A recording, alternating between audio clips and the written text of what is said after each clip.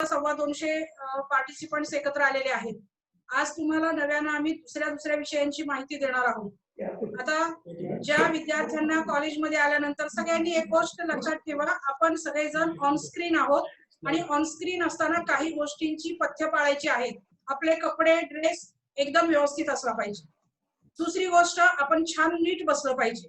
आपण घरात जेवतोय, झोपतोय, काहीतरी असं करून बसलोय। आता माझ्या समोर बसलेला आहे सावंत नावाचा मुलगा, बरोबर का सावंत?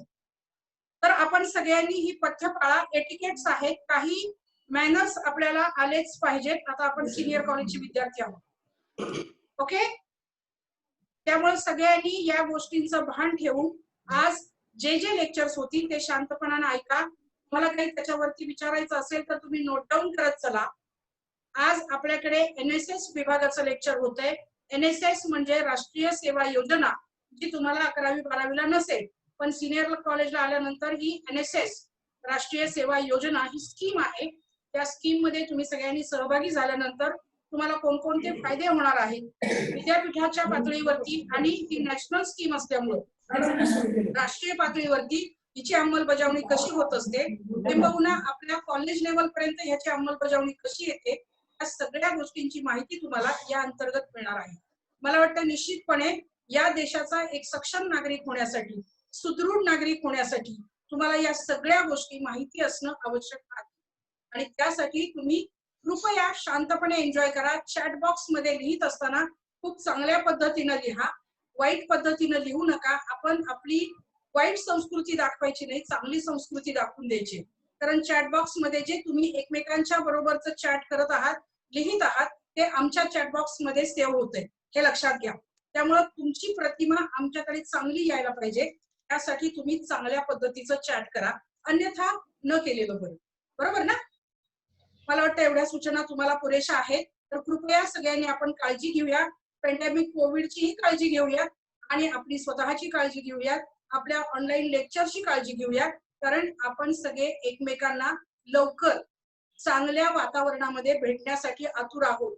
पण तोपर्यंत आपल्याला वेटिंग करण्याशिवाय पर्याय नाही, तोपर्यंत आपल्याला ऑनलाईन लेक्चर्स ऐकायचे आहेत। तर कृपया आपण सगळ्यांनी दिलेल्या नियमांचं पालन करा।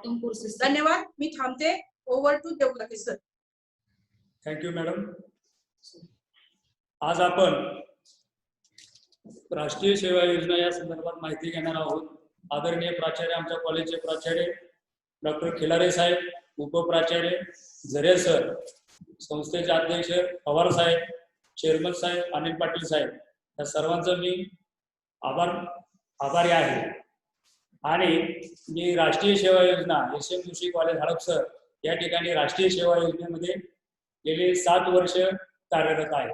राष्ट्रीय सेवा योजना हे काय आहे, राष्ट्रीय सेवा योजना कशासाठी, या संदर्भात मी माहिती तुम्हाला सांगणार आहे। राष्ट्रीय सेवा योजना सामाजिक बांधिलकी, सामाजिक राष्ट्रीय एकात्मता निर्माण व्हावी, हाही त्यामागचा उद्देश असलेला आपल्याला दिसून येईल। म्हणजे मुलांच्या कलागुणांना वाव मिळावा, हाही त्यामागचा उद्देश असलेला आपल्याला दिसून येईल।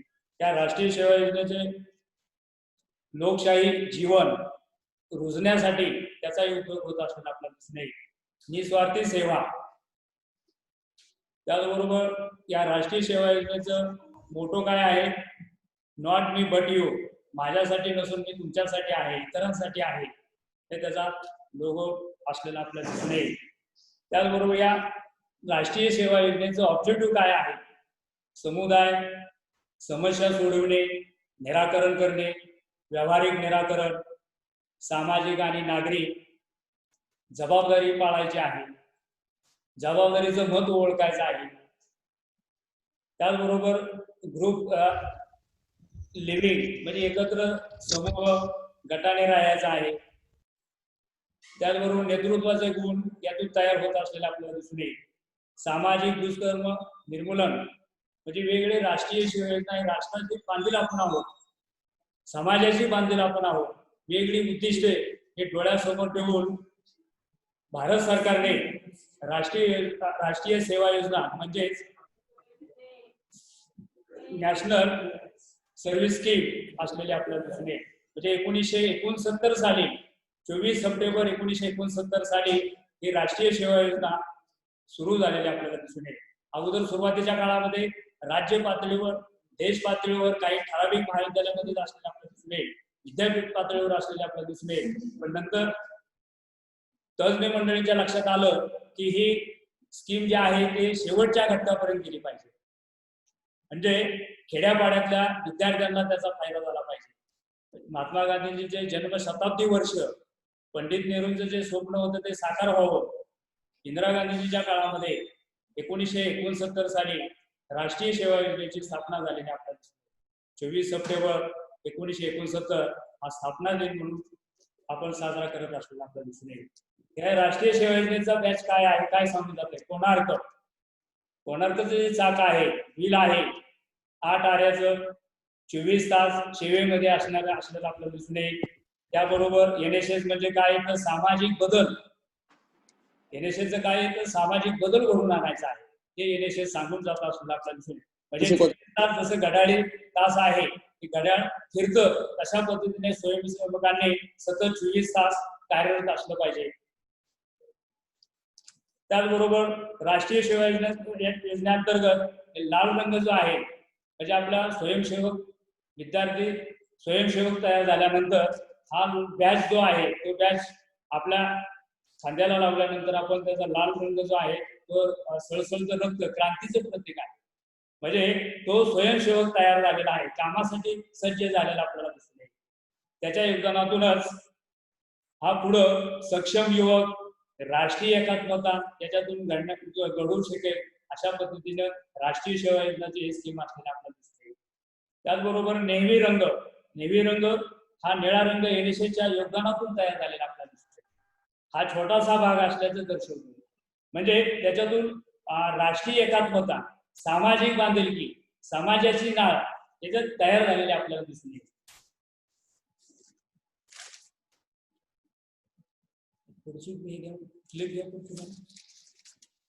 या राष्ट्रीय सेवा योजनेचं सुरू केलेलं आपल्याला दिसून येईल. पुढे राष्ट्रीय सेवा योजनेच्या ह्याच्यामध्ये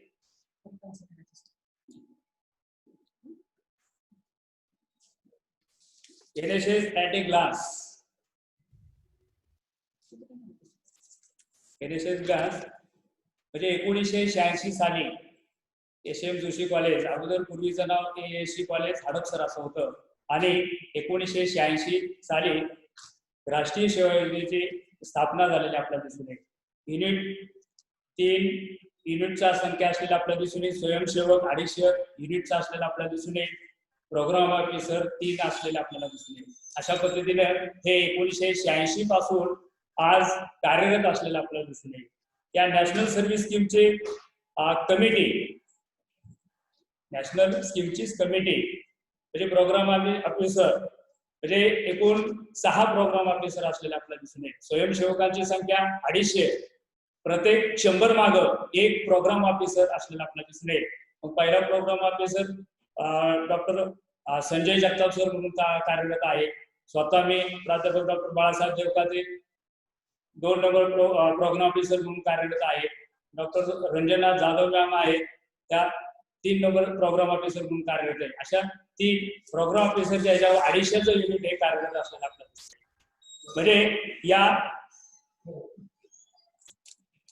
स्कीमच्या ह्याच्यातून स्पेशल कॅम्प 250 आपल्याला 100 मुलं शिबिरासाठी आपल्याला नियुक्त करायचे असतात, आणि आपण त्याच्यातून निवड करून 250 ह्याच्यातून निवड करून मुलांना आपण सिलेक्ट करून कॅम्प मध्ये सहभागी करून घेत असतो.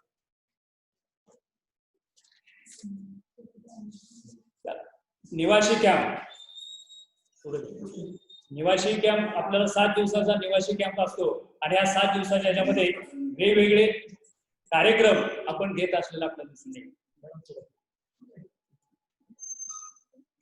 आपला कोलॅबोरेशन म्हणजे आपल्या NSS आणि इतर ह्याच्याशी आपलं कोलॅबोरेशन झालेलं आपल्याला दिसून येईल. म्हणजे इतर ह्याच्याशी टाय असलेला आपल्याला दिसून येईल. नोबल हॉस्पिटल असेल त्यांच्याशी आपण हे केलेला आहे, करार केलेला आहे. इंडियन रेड क्रॉस त्यांच्याशी आपलं करार झालेला आहे. पोलीस स्टेशन आहे, नंतर वृद्धाश्रम, अनाथाश्रम असेल, TMC आहे, कॉर्पोरेशन, असे वेगवेगळे घटक आहेत त्यांच्याशी आपलं काय, म्हणजे NSS नुसतं एकतर्फी नाही तर वेगवेगळ्या घटकांशी आपलं संबंध असलेला आपल्याला दिसून येईल.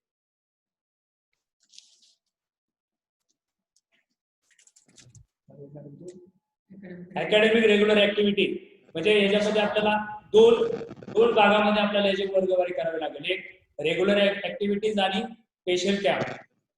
यामध्ये रेग्युलर ऍक्टिव्हिटी मध्ये आपल्याला श्रमदान घ्यायचं आहे, ब्लड डोनेशन कॅम्प आपण आयोजित करत असतो, वर्कशॉप आपण आयोजित करत असतो, क्लीन कॅम्प आयोजित करत असतो आपण, ट्री प्लांटेशन आहे, एड जनजागृती आहे, पोलीस मित्र म्हणून आपल्याला स्वयंसेवकांना काम करायचं आहे, स्त्री पुरुष समानता,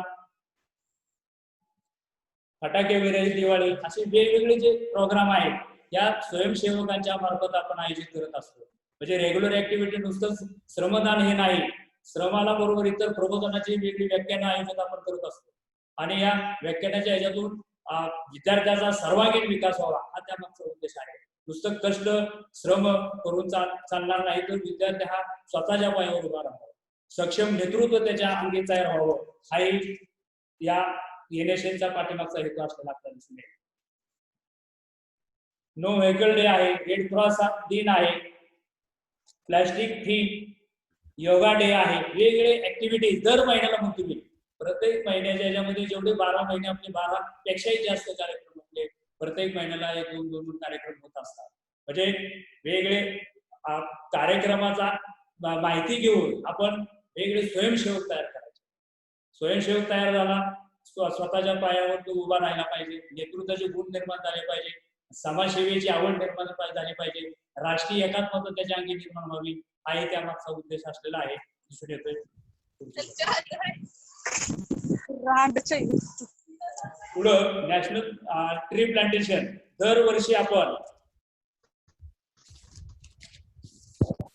दरवर्षी म्हणजे प्रत्येक 2013-14 आपण 100 झाडे लावलेले का वृक्षारोपण, 14-15 आपण 150 वृक्षारोपण केलेलं आहे, 15-16 आपण 1000 वृक्षांची लागवड केलेली आहे, 16-17 300 वृक्षांची लागवड केलेली आहे, 17-18 50 वृक्ष लावलेले आहेत आपण, 18-19 3800 इथं एकदम आकडा वाढलेला आपल्याला दिसतो.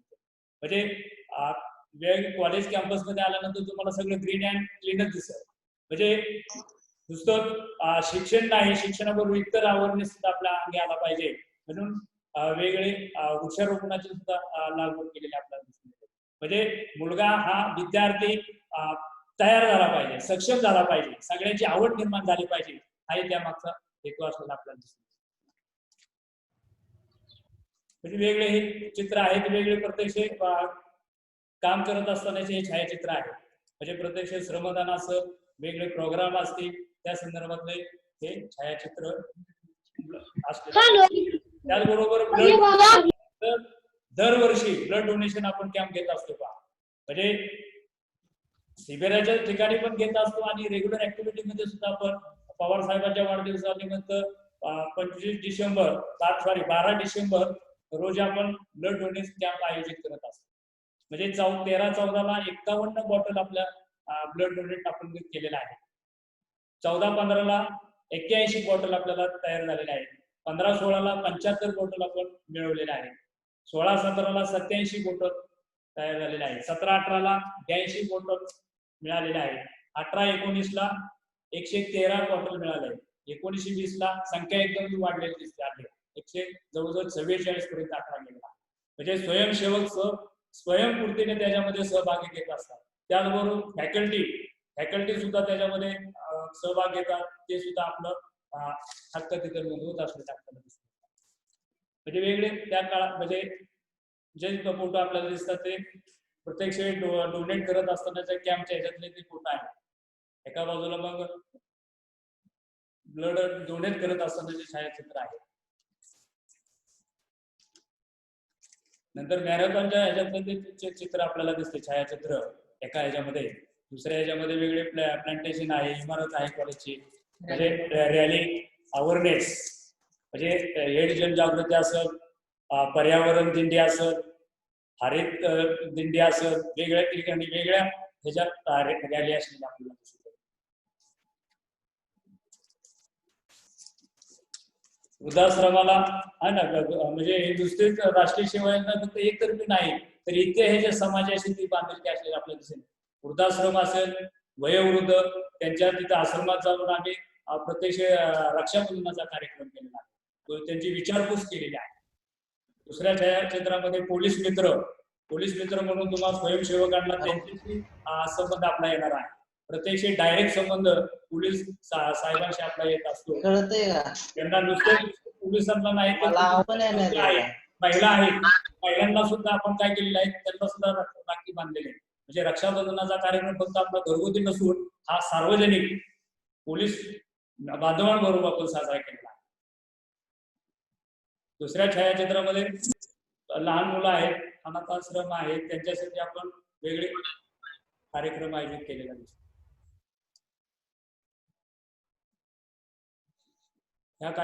हे छायाचित्र म्हणजे प्रत्यक्ष रॅली निघलेली आहे. रॅलीच्या संदर्भातले हे बॅनर आहेत, छायाचित्र आहे, पोलीस मित्र त्यांच्याबरोबर इंटरॅक्शन झालेले आहे त्या संदर्भातले आहेत. म्हणजे सेफ्टी रोड असं, रस्ता सुरक्षा अभियान त्या संदर्भातले पोलीस मित्रांबरोबर काही आमचे मित्र स्वयंसेवक आम्ही घेऊन प्रत्यक्ष रस्त्याचे जे अपघात होतात ते अपघात कसे टाळायचे या संदर्भाचे नियम तिथं हे केलेले पाळलेले आणि तो प्रोग्राम आम्ही सादर केलेला आपल्याला दिसतो.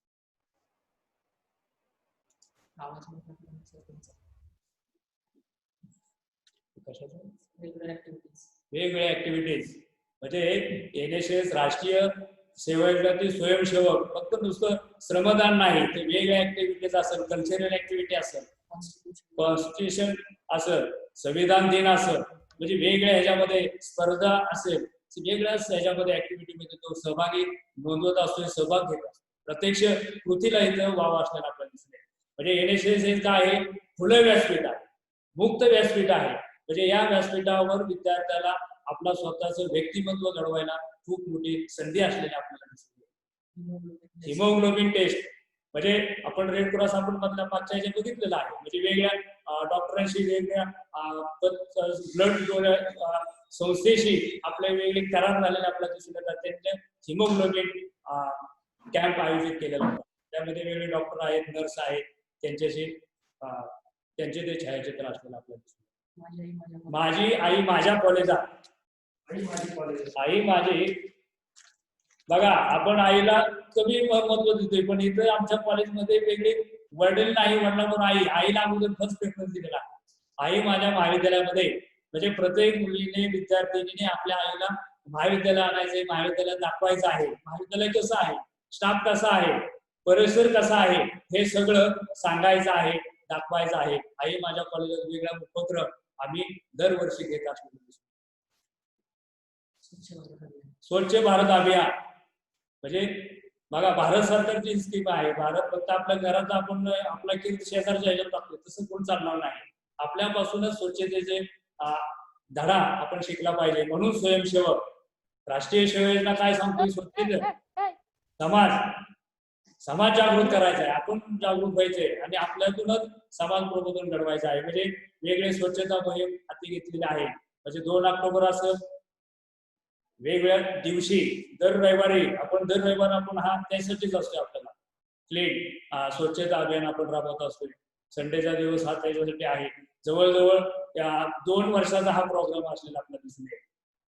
पहिला वर्ष 120 दिवसाचा भरला पाहिजे, दुसरं वर्ष 120, असं 240 दिवसाचा हा उपक्रम असलेला आपल्याला दिसून येईल. या उपक्रमामध्ये तुम्ही सहभाग घ्यायचा आहे. जास्तीत जास्त सहभाग घेऊन जास्तीत जास्त आपण सक्षम कसं होईल, बळकट कसं होईल हे आपण बघायचं आहे. वेगळे म्हणजे स्वच्छता मोहिमे संदर्भातलं आहे. प्रत्यक्ष आम्ही साईटवर, रस्त्यावर कचरा कुठं दिसतोय का, काही स्वयंसेवक आम्ही घेऊन कॉर्पोरेशनची काही मंडळी होती आणि कॉर्पोरेशनच्या मंडळीबरोबर आम्ही स्वतः तिथे कागद गोळा केलेले आहे आणि सगळी कागद गोळा करून एकत्रित टाकलो, परत त्याची विल्हेवाट लावली. नाहीतर दिसला कागद टाकला कुठं तरी, असं होता कामा नये. म्हणजे ही खबरदारी आपण घ्यायची आहे, इतरांनाही सांगायचं आहे. म्हणजे स्वच्छतेचे धडे हे यातून आपल्याला काय करायचं, स्वच्छतेचा मंत्र आपल्याला द्यायचा आहे. एकमेकाला सहाय्य करू, अवघे धरू सुपंथ.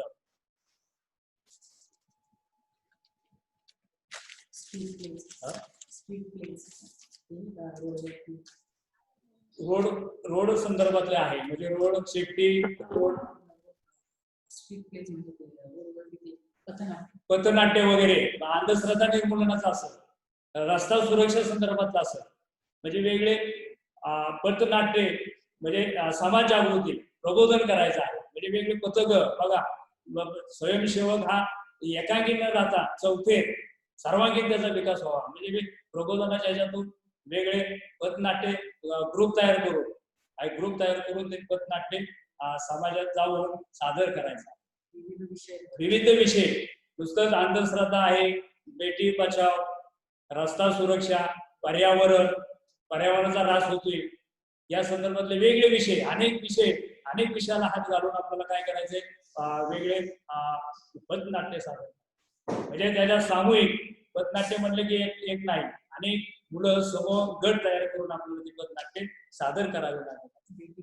बेटी बचाव, वोटर अवेअरनेस, मतदानाचा अधिकार आहे ना, आपण मतदानापासून आपण बाजूला जातो. मतदान काय करायचंय, कुठलं सरकार असं म्हणून चालणार नाही. आपला मतदानाचा अधिकार आहे, तो अधिकार आपण बजावला पाहिजे. हे मतदान वयोवृद्ध असेल, एखादा अंध असेल, त्यांना आपण काय करतो, आपले स्वयंसेवक गेल्या वर्षीच्या ह्याच्यामध्ये 150 स्वयंसेवक आपल्या त्याच्यामध्ये सहभाग घेतला होता. म्हणजे एखादा वयोवृद्ध आहे, त्याला बरोबर त्या पोलिंगच्या तिथे घेऊन गेलेले आपल्याला. ऍडमिशन असेल, एखादा डोळ्या संदर्भातलं असेल, अंध असतील, डोळे दान करा, म्हणजे वेगवेगळे हा उपक्रम अनेक ह्याला स्पर्श करून गेलेला आपल्याला दिसतो. डोळे अवयव दान असेल, डोळे दान असतील, दारूबंदी, ड्रग्ज असं बघा, म्हणजे वेगवेगळे विषय समाजाला स्पर्श करणारे हे विषय या राष्ट्रीय सेवा योजनेतून आपण उपक्रम राबवत असतो. आणि मुलगा स्वयंसेवक हा सेल्फ फंडिंगच्या ह्याच्यातून सुद्धा आपण वृक्षारोपण केलेलं आहे. मोठ्या प्रमाणात आपण हिरवळ बाग तयार केलेली आपल्याला, म्हणजे एकच कॉलेज कॅम्पस हा ग्रीन अँड क्लीन कॅम्पस म्हणून आपण घोषित केलेला आहे. नो व्हेकल डे, प्लास्टिक मुक्त, असे वेगवेगळे उपक्रम आपण राबवत असतो. दरवर्षी हा उपक्रम राबवत असलेला आपल्याला दिसून येईल. म्हणजे कॅम्पच्या संदर्भात आता शेवटच्या टप्प्याकडे येईल, म्हणजे आपलं एक शिबिर, 7 दिवसाचं एक शिबिर गावामध्ये, वेगळी खेडं आहे जिथं कुठल्या सुविधा नाही, अशा गावामध्ये जाऊन आपल्याला ते शिबिर काय करायचे, अटेंड करायचं आहे. ते शिबिर 7 दिवसाचा कॅम्प असतो.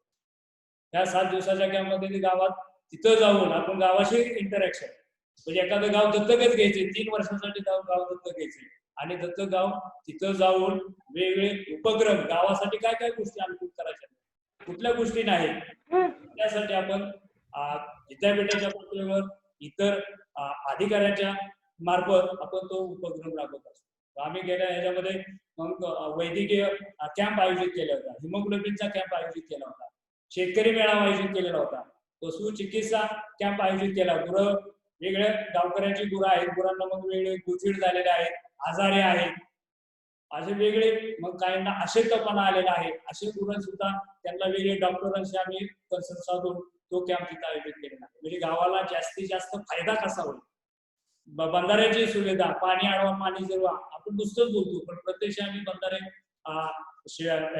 पिशव्यांचे हे करून माती टाकून ते बंधारे आम्ही आयोजित केलेले आहे. म्हणजे वेगळे आम्ही दत्तक, पेटगाव दत्तक घेतलेले, तिकडे 4 वर्ष झालं आम्ही गाव दत्तक घेऊन तिथे वेगळे प्रोग्राम राबवत असतो.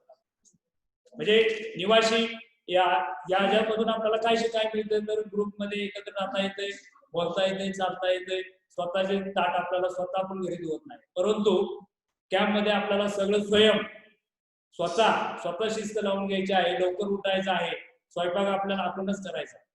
म्हणजे वेगवेगळे कॅम्प आपल्याला बरंच काय शिकायला होत आहे. त्याचबरोबर महिला मेळावा, हळदी कुंकवाचा कार्यक्रम बघा, कॅम्प मध्ये वेगळे महिला मेळावे आयोजित केले जातात, कॅम्प आयोजित केले जातात, वेगळे महिला संदर्भातले कल्चरल प्रोग्राम असतोय, रोड वे हे आहे, म्हणजे बरेचसे वेगळे, म्हणजे रेलचल म्हणतो मी, रेलचल शब्द वापरतो माझा, म्हणजे वेगळे प्रोग्राम हे शिबिरामध्ये, कधी शिबिर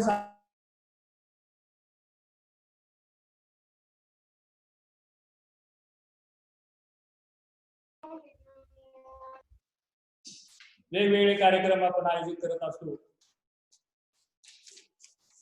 अशा पद्धतीने वेगवेगळे कॅम्प म्हणजे रेग्युलर ऍक्टिव्हिटी, कॅम्प वेगळे प्रत्यक्ष कॅम्पचे हे फोटो जे आहेत ते प्रत्यक्ष कॅम्प मध्ये आम्ही हे केलेले आहे.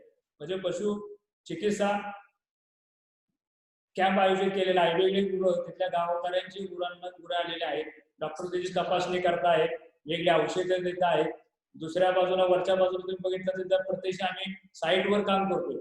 रस्त्याला झाडे लावलेले स्वच्छतेचं काम करतोय. कागद कपटा काय दिसतोय ते गोळा करत असलेला आम्ही दिसतोय. म्हणजे haemoglobin blood medical checkup camp आयोजित केलेला आहे. त्यामध्ये डॉक्टर आहेत, वेगवेगळे गावकरी आलेले आहेत, पेशंट दिसतात, शेजारी आमचे स्वयंसेवक विद्यार्थी दिसतात. खालच्या बाजूला स्वच्छतेचं हे प्रत्यक्ष म्हणजे काम करत असताना हे प्रत्यक्ष शिबिरामधले आहेत. रेग्युलर ऍक्टिव्हिटीचा प्रत्यक्ष जो कॅम्प असतो 7 दिवसाचा, त्या कॅम्पच्या ह्याच्यातले प्रत्यक्ष साईटवर स्वयंसेवक प्रत्यक्ष गेलेले आहेत, तिथे ते काम करत आहेत. शेजारी तुम्हाला पाणी दिसतंय, ते पाण्याच्या तिथं बंधारा आहे, तिथं पिशव्या घेऊन मुलं वाळवा असेल माती असेल त्याचं टाकून तिथं नाला बंडिंग, जसं कोल्हापूर पद्धतीचे जे बंधारे आहेत शाहू महाराजांच्या काळामध्ये त्यांनी जे आयोजित तशीच पद्धत बांधलेली आहे, तशा पद्धतीचे बंधारे आम्ही गाव तर सुजलाम सुफलाम दिसते.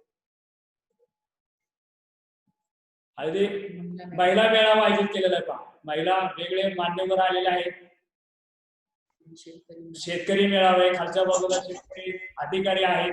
अधिकारी शेतकऱ्यांना प्रबोधन करतात, माहिती सांगतात. शेजारी तिकडं मेळावाच आहे, तिथले माजी सरपंच आहेत, चौधरी साहेब. इकडं महिला दिसली, महिला मेळावा आयोजित केलेला आहे. अंधश्रद्धा निर्मूलन इथं नाटक केलेलं आहे. अंधश्रद्धेच्या वरच त्या संदर्भातलं हे होत आहे. एक्सपेरिमेंट वेगळे प्रत्यक्ष कृती दिसते आपल्याला. इकडे शेजारी गर्दी दिसते महिलांची. गॅदरिंग शेवटच्या दिवशी बघा, शेवटची कल्चरल ऍक्टिव्हिटी 7 दिवसाचा तुमचा थकवा आहे, हा थकवा घालवण्यासाठी शेवटचा दिवस आम्ही कल्चरल ऍक्टिव्हिटी मध्ये घालवत असतो. म्हणजे मुलांनी प्रत्यक्ष काम करत करत शेवटच्या दिवशी आल्यानंतर 7व्या दिवसाच्या आदल्या दिवशी कल्चरल ऍक्टिव्हिटी वेगळ्या मग तुमच्या कलागुणांना वाव मिळण्याचे खुलं व्यासपीठ आहे. आणि या मुक्तपणे काय करायचे, तुमची कला सादर करायची. त्या संदर्भातलं हे आपल्याला जे मानांकन मिळालेलं आहे त्याचे सर्टिफिकेट आहे ह्युमन चेंज. हे आम्ही जे प्रोग्राम ऑफिसर आहे त्या प्रोग्राम ऑफिसरांचे सगळे सर्टिफिकेट आहे. त्यांनी गावकऱ्यांनी त्यांचे शाबासकीची थाप म्हणून त्यांनी सर्टिफिकेट आम्हाला दिलं, सगळ्यांना दिलेलं आहे. थँक्यू. तुम्हाला काय विचारायचं असेल 2 मिनिटं तुमच्यासाठी वेळ देतो मी. Hello hello sir. हॅलो हा सर, मी काय म्हणतोय, काय बोला एकच मिनिट आतून आहे ना. हा, स्वयंसेवकांना आता तुम्ही नवीन आहात, FYB तुमचं सगळ्यांचं स्वागत. त्याचबरोबर 250चं आपलं युनिट आहे, NCC NSS राष्ट्रीय सेवा योजनेचं युनिट आपलं 250चं आहे. त्या 250च्या ह्याच्यामध्ये ज्यांना जे इच्छुक आहेत, सामाजिक बांधिलकी आहे, अशा विद्यार्थ्यांनी काय करायचं, वेगळा ग्रुप आपण तयार करणार आहोत. आणि ग्रुप 250चं युनिट आपल्याला त्याच्यामध्ये तुम्हाला घ्यायचं आहे. आलं की लक्षात? हॅलो हा हॅलो. प्रश्न असतील तर विचारा. हॅलो हा सर, कॉलेज नक्की चालू कधी होणार आहे तरी? अरे आता कोविडचं आता हे सगळं भयानक संकट आहे. ऑनलाईनच आता आपण इंटरॅक्शन आपण ऑनलाईनच आपण बघणार आहोत. तरी किती महिने अजून? अरे हा, शासन अजून काय सांगत नाही तरी. बरं ठीक आहे. आपल्या हातात नाही. शासन कधी आता उद्या म्हणले चालू करा तर उद्या चालू करावं लागेल. हॅलो बर बर. तसं काय घाबरायचं कारण नाही. ऑनलाईन आपण आपले लेक्चर ऑनलाईन होईल. काय हॅलो अडचण आले तर मोबाईलवर विचारू शकता तुम्ही. हा हॅलो. हा हा नमस्कार सर. Hello hello. आवाज वाढवा ना तुमचा थोडा. बोल. हॅलो. हा हा हॅलो. हॅलो सर आवाज येतोय? बोल ना तू. सर NCC कधी चालू होणार आहे? हा NCC कधी चालू होणार आहे? NCC पण चालू होईल ना आता. ह्याच्यानंतर NCC तुम्हाला ती माहिती सांगणार आहे सर गावडे सर. NCC माहिती सांगणार आहे. Yes sir. आता माझं झाल्यानंतर मला फक्त तुम्हाला 250चं आपलं युनिट आहे. जवळजवळ 300, 350, 400 पर्यंत फॉर्म येतात. Okay sir. फॉर्म भरायचा उपयोगाचा नाही. सामाजिक बांधिलकी, राष्ट्रीय एकात्मता. सर ते सब्जेक्टचे लेक्चर कधी चालू होणार आहेत? ते सब्जेक्टचे जे लेक्चर्स आहेत ते कधी चालू होणार आहेत? होतील ना, तुम्हाला नोटीस तसं ऑनलाईन त्याच्यावर ग्रुपवर येईल. आता चालूच आहे, इतर विषयाचं चालू आहे. हॅलो उद्यापासून चालू होईल. बरं बरं ठीक आहे सर. हा हॅलो हा सर, आवाज येत नाही तुमचा, जरा आवाज वाढवा. वडापाव जास्त झाला काय ना सर. हॅलो पबजी खेळताय ना sir. Hello PUBG hello sir, आपला आता कॉलेज जर चालू झालं तर पोर्शन कमी होणार का? आहे तेवढंच राहणार आहे? अरे कोणत्याची काळजी करू नको, आम्ही सक्षम आहोत. आम्ही ते पूर्ण केलं, कव्हर करणार ना. हो, आणि लेक्चर किती तासाचं आहे काही आपलं? घाबरायचं काही कारण नाही. आणि लेक्चर किती तास ठेवणार आहे सर आपण दिवसाची? आपली वेळ जी सकाळची कॉलेज आहे का नाही, तशाच पद्धतीने आम्ही तुमचा वेळ बघून, तुमच्या काय अडचणी आहेत का आता? Hello hello sir. हा सर लेक्चर जर म्हणजे संध्याकाळच्या टायमाला ठेवलं तर चांगलं सर, कारण संध्याकाळचं नाही, शक्यतो आपण सकाळच घेणार. अहो सर सकाळचं काम असतं ना. ओके सर, सकाळचं ठेवा सर. हॅलो कामावर असतो सर. हॅलो, आवाज येतोय का आतून?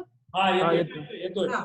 आता मुलांनी आपल्याला रिक्वेस्ट करू नये कृपया की बाबा आपण संध्याकाळी ठेवायचं का सकाळी ठेवायचं. त्याचं कारण असं आहे बाळांनो, आपल्याला काही टेक्निकल बाबींचा विचार करावा लागतो. सकाळी आर्ट्स विभागाची लेक्चर्स होतात, कॉमर्स विभागाची होतात, आणि दुपारी सायन्स विभागाची, बीबीए, बीसीए आणि बीसीएस विभागाची लेक्चर्स होतात. त्यामुळे कृपया तुम्ही थोडस स्वतःला असं कंट्रोल करा की आपलं कॉलेज चालू असेल तर तुम्हाला सकाळीच यावं लागेल ना लेक्चरला. बरोबर आहे मॅडम. येस, तर काय ओके करायचं, बरोबर आहे. जेवढं सकाळच्या वेळेत ऍडजस्ट होईल तेवढं तुम्ही करत चला. आणि मग इतर लेक्चर साठी तुम्हाला काय करावं लागेल, तर थोडा आपल्या मित्रमैत्रिणींशी संवाद साधा, त्यांच्याकडून काही माहिती घ्या. आणि हे थोडेच दिवस चालणार आहे, पेंडेमिक पिरियड पुरतच. नंतर काही दिवसात आपलं कॉलेज सुरू होईल आणि आपण सगळेजण एकमेकांना भेटू. मला वाटतं देवकाते सरांचं लेक्चर जर संपलं असेल तर आपण हॅलो हॅलो उद्यापासून लेक्चर चालू होणार आहे का? अजून तुम्हाला असं काही सांगितलेलं नाही बाळांनो. आपण ग्रुपवरती नोटीस टाकूया.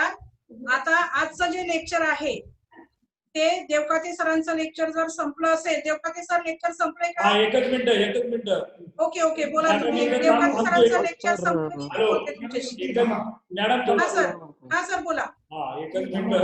मला संधी दिल्याबद्दल मी आमच्या कॉलेजचे प्राचार्य खिलारे साहेब, उपप्राचार्य झरे सर यांचं मी खूप आभारी आहे. Thank you very much. यानंतर वाघ सरांचं आता सपोर्ट स्कीमचं बोलणार आहे. थँक्यू. धन्यवाद देवकाते सर. यानंतर आपल्याला दुसरं लेक्चर ऐकायला मिळतंय. केमिस्ट्री विभागाचे प्रमुख डॉक्टर वाघ सर आपल्या समोर आलेले आहेत. माझी विनंती राहील वाघ सरांना, कृपया सर आपण सुरू करावं lecture.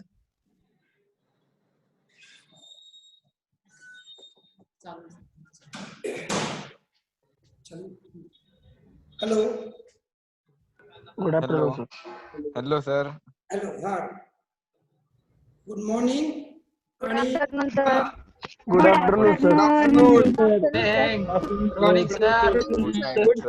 Night.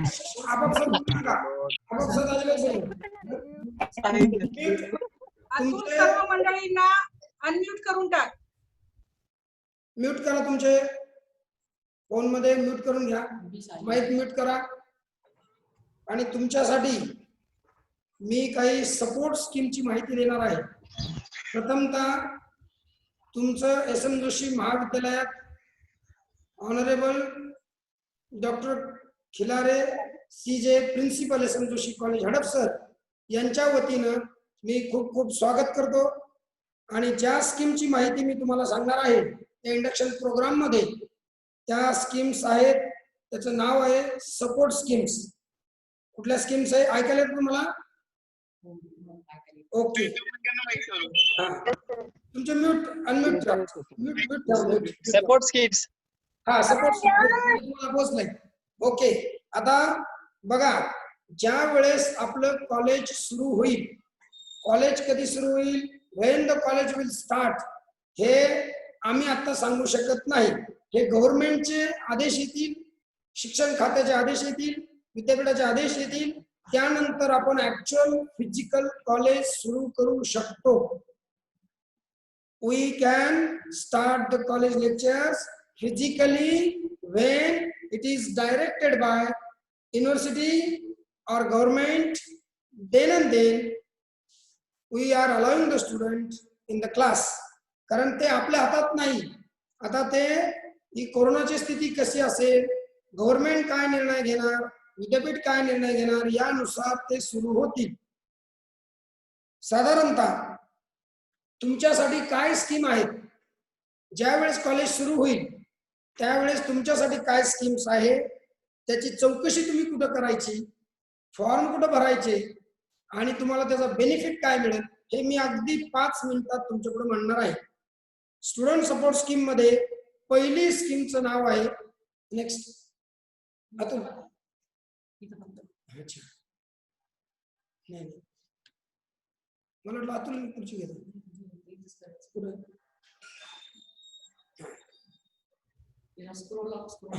The support Atul पुढे कशी घ्यायची साहेब, हे दाबायचं तुम्हाला. सपोर्ट स्कीम मध्ये पहिल्या 2 स्कॉलरशिप्स आहेत. एका स्कॉलरशिपला म्हणतात गव्हर्नमेंट स्कॉलरशिप, काय म्हणतात, गव्हर्नमेंट स्कॉलरशिप्स, आणि दुसऱ्या स्कॉलरशिपला म्हणतात नॉन गव्हर्नमेंट स्कॉलरशिप्स. कदाचित माझा आवाज तुमच्यापर्यंत पोहोचण्यासाठी वेळ लागत असेल म्हणून मी अगदी हळू बोलतोय. पहिल्या स्कीम्स आहे गव्हर्नमेंट स्कॉलरशिप्स. दुसरी स्कीम आहे दुसरी स्कीम आहे नॉन गव्हर्नमेंट स्कॉलरशिप. ज्यावेळेस तुम्ही कॉलेजमध्ये या तर त्यावेळेस ऑफिसमध्ये पहिलाच टेबल आहे काउंटरला, ते तिथे बसलेले जे आहेत ते त्यांचं नाव आहे शेंडगे सर, आणि ते सगळे स्कॉलरशिपचा टेबल आहे. त्या तिथून सगळ्या स्कॉलरशिपची माहिती मिळते. तुम्हाला नंतर डिटेल नोटीस कॉलेज सुरू झाल्यावर येईल. तुम्हाला काय डॉक्युमेंट जोडायचे, कसा फॉर्म भरायचा, कशासाठी फॉर्म भरायचा, तर ते सगळं तुम्हाला Shendge sir counter number 1 scholarship table माहिती देईल. तर आता मी कुठल्या स्कीम्स आहे त्या स्कीमची नावं सांगतो. पहिली स्कीम आहे एसटी स्कॉलरशिप. पहिली स्कीम आहे जे विद्यार्थी एसटी कॅटेगरी मध्ये आहेत त्यांच्यासाठी एसटी स्कॉलरशिप आहे. दुसरी स्कीम आहे एससी स्कॉलरशिप. एससी कॅटेगरीतल्या मुलांनी तो काय तुमचा दाखला असेल, कास्ट सर्टिफिकेट असेल, ते व्हॅलिडिटी असेल, काय ते शेंडगे सरांना ज्यावेळेस कॉलेज सुरू होईल त्यावेळेस ते नोटीस काढतील आणि मग तुम्ही तो स्कॉलरशिपचा फॉर्म भरायचा. तिसरी स्कीम आहे ओबीसी स्कॉलरशिप. चौथी स्कीम आहे एसबीसी स्कॉलरशिप. 5वी स्कीम आहे एनटी स्कॉलरशिप. नंतरची स्कीम आहे एसटी फ्रीशिप, नंतर एससी फ्रीशिप, नंतर OBC freeship, SBC freeship, NT freeship, EBC ex serviceman, PTC primary teacher, STC आणि एसईबीसी अशा या गव्हर्नमेंटच्या स्कॉलरशिप्स आहेत. आवडे सर मी लगेच संपवणार. या सगळ्या गव्हर्नमेंटच्या स्कॉलरशिप्स आहेत. यासाठी तुम्ही स्कॉलरशिपच्या टेबलला भेटायचं आणि तुमचे ते काय फॉर्म असतील नाही अजून, आणि मग ते तुम्हाला माहिती सांगतील. स्कॉलरशिपचा टेबल नंबर 1 ऑफिस मध्ये, आणि ते तुम्ही काय कॉलेज सुरू झाल्यानंतर काही मुदत असते तुम्हाला 1 महिना 2 महिने, त्यामध्ये तुम्ही ते डॉक्युमेंट जोडायचे आणि तुमचे स्कॉलरशिपचे फॉर्म भरायचे. सगळ्या स्कीम्स तुम्हाला मोबाईल मध्ये दिसत आहेत का मी पाठवलेल्या? कुणीतरी नाही नाही काही मुलांना ठीक आहे. मी जनरली ऐका, मी जे बोलतोय आणि तुमची कनेक्टिव्हिटी नसेल तर आता इथपासून मला काही करता येणार नाही, कारण माझी सुद्धा कधी कधी कनेक्टिव्हिटी कमी होते. काही मुलं म्हणतात आवाज येत नाही. मी ज्या स्कीम सांगतो त्या आवाज येत काळजी नाही. सर त्या तुम्हाला स्कॉलरशिप टेबलला माहिती मिळेल. आता ही दुसरी non government scholarship. Non government scholarship मध्ये पहिली आहे नाही सर. आपल्या कॉलेजमध्ये पहिली आहे चीफ मिनिस्टर स्कॉलरशिप, नंतर दुसरी आहे युनिव्हर्सिटी स्कॉलरशिप, कॉलेज स्कॉलरशिप, नंतर पॉवर चॅरिटेबल स्कॉलरशिप, नंतर आहे लीला पुनावाला स्कॉलरशिप, नंतर आहे तुमचे माळवतकर स्कॉलरशिप, नंतर आहे सोनवणे स्कॉलरशिप. अशा काही नॉन गव्हर्नमेंट स्कॉलरशिप आहेत. त्याची सगळी माहिती तुम्हाला स्कॉलरशिप टेबलला मिळेल. नेक्स्ट, सपोर्ट स्कीम मध्ये मुलांसाठी इथं कॉम्पिटेटिव्ह एक्झाम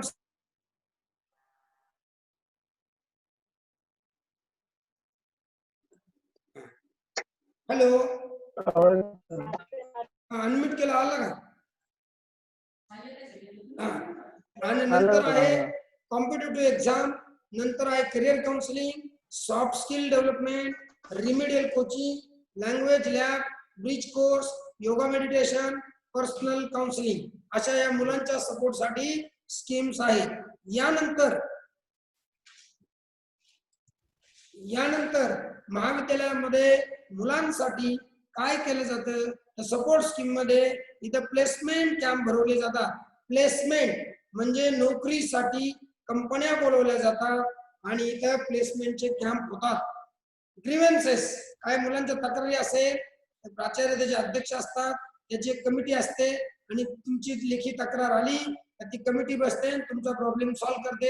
शक्यतो आपल्या महाविद्यालयात कुठल्याही प्रकारच्या अशा तक्रारी होत नाही. आपल्या महाविद्यालयात खूप डिसिप्लिन आहे आणि मुलींची संख्या जास्त आहे, त्यामुळे इथं शिस्तबद्ध कॉलेज असल्यामुळं शक्यतो कुठल्याही प्रकारच्या तक्रारी आपल्याकडे होत नाही. पण तरी सुद्धा ती कमिटी आहे. दुसरं नेट सेटचे इथं एक्झाम घेतल्या जातात. मुलांसाठी काही अवॉर्ड असतात. नंतर इथं माजी विद्यार्थ्यांसाठी सुद्धा आपण एक मेळावे घेत असतो की जेणेकरून माजी विद्यार्थी मेळावा का घ्यायचा की जेणेकरून माजी विद्यार्थ्यांमधले काही विद्यार्थी मॅनेजर आहे, कंपनीमध्ये अकाउंटंट आहे किंवा जनरल मॅनेजर आहे, मोठ्या पदावरती आहे, मग ते येऊन मार्गदर्शन करतात, ते कंपन्या आणतात आणि तुमच्या मुलांना म्हणजे कॉलेजमध्ये शिकणाऱ्या शेवटच्या वर्षाच्या मुलांना त्याचा फायदा होतो. इंटरव्ह्यू मध्ये नोकरी लागण्यासाठी ते तुम्हाला गायडन्स करतात किंवा त्यांच्या इथे जागा असल्या तर ते तुम्हाला आपल्याला पत्र पाठवतात, मुलांना परीक्षा द्यायला सांगतात. म्हणजे माझी विद्यार्थ्यांचा आजी विद्यार्थ्यांना खूप खूप फायदा होतो. नंतरची स्कीम आहे स्टुडंट इन्शुरन्स. तुम्ही ज्यावेळेस ऍडमिशन घेता त्यामध्ये काही अमाऊंट ही तुमची इन्शुरन्स साठी जाते आणि त्याच्यामुळं तुम्हाला विद्यापीठाकडून सुद्धा ट्रीटमेंट मिळू शकते काही आजारावर असेल तर किंवा त्या स्टुडंट इन्शुरन्स मधून तुम्हाला बेनिफिट होतो. नंतरची स्कीम आहे student aid fund. Student aid fund म्हणजे तुम्ही ऍडमिशन घेताना जी काय रक्कम असते थोडीफार ती स्टुडंट एड फंडामध्ये असते. तिच्यातून जे अगदी गरीब विद्यार्थी आहेत ज्यांना खरोखर गरज आहे अशांना थोडीफार मदत परीक्षा फॉर्म भरायला वगैरे केली जाते. अशा प्रकारच्या वेगवेगळ्या स्कीम्स आहेत. Student insurance, student aid fund, scholarship, non government scholarship. Thank you. माझ्या सगळ्या स्कीम सांगून झालेल्या आहेत. तुम्ही शांतपणे ऐकल्याबद्दल मी तुमचा खूप खूप आभारी आहे आणि तुमची काळजी घ्या, कोरोनाची काळजी घ्या, स्वतःला सांभाळा, मास्क वापरा, हात सॅनिटाईज करत चला. थँक्यू. धन्यवाद Wagh sir. Thank you sir. Bye bye sir. धन्यवाद सर. थँक्यू. यानंतर कोणी एनसीसी विभागाचे प्रमुख एनसीसी विभागाचे प्रमुख गावडे सर यांचं लेक्चर होणार आहे. एनसीसी बद्दलची सर्व प्रकारची माहिती ते आपणास देणार आहे. गावडे सर. इन्फॉर्मेशन द्या ना आम्हाला.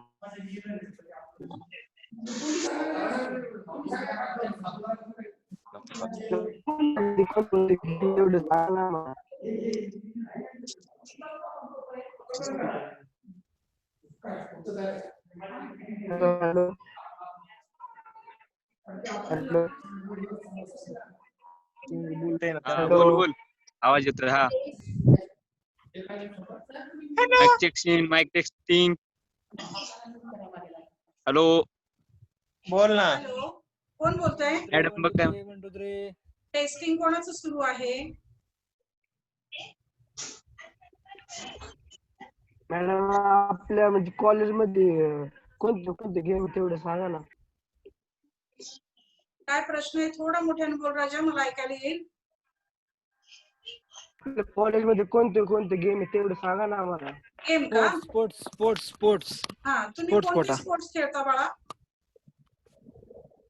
तुम्ही कोणकोणते स्पोर्ट्स खेळता? बॅडमिंटन आहे. बॅडमिंटन. लपाछपी. व्हॉलीबॉल. बॅडमिंटन. येस. अजून? Cricket, kabaddi. Volleyball. Yes, volleyball. Madam. Gym आहे का असे जिम? सर्व PUBG. प्रकारचे गेम PUBG, आपल्याकडे आहेत. पबजी नाही इथं. बेसबॉल आणि सॉफ्टबॉल. सर्व प्रकारचे गेम आपल्याकडे आहेत. पबजी. तू जरा मला समोर येऊन विचारले दादा, येतो का तू भेटायला मला? पबजी वाला प्लीज कॉलेज मध्ये ये. ये पबजी वाला है क्या? आता तुमचा हँड रेज करा, मला कळू देत कोण पबजी वाला आहे तो. व्हिडिओ ऑन ठेवा.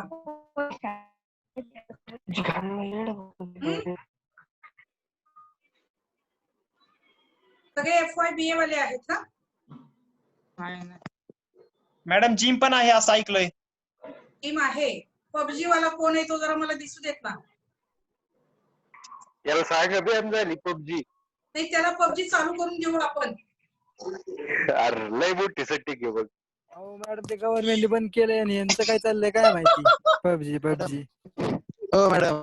जाऊ दे मॅडम, त्यांचं आपलं जिम आहे ना, जिम आपल्या कॉलेजमध्ये. मॅडम बेसबॉल सॉफ्टबॉल आहे का? Baseball softball. Hello Atul. Madam Hello. Gym आहे ना मॅडम कॉलेजमध्ये? हो जिम आहे. अतुल, त्याला कोणते एक्स्ट्रा चार्जेस? ते तुम्हाला कॉलेजमध्ये आल्यानंतर समजेल. जिमखाना विभागात जा. मॅडम कॉलेज कधी स्टार्ट होणार madam?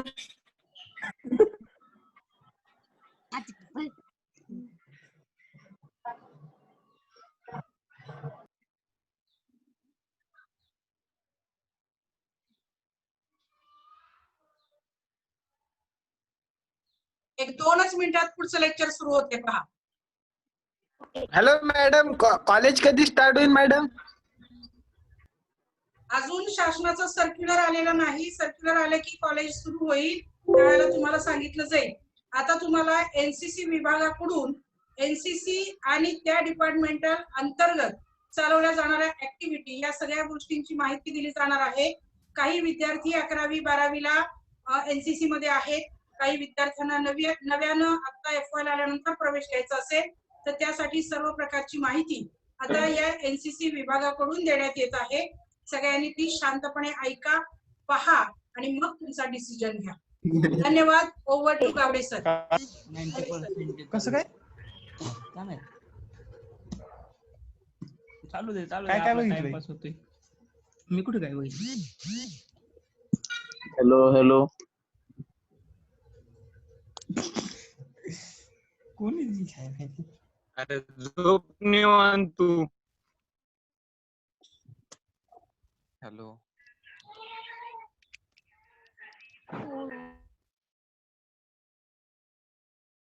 Hello hello hello.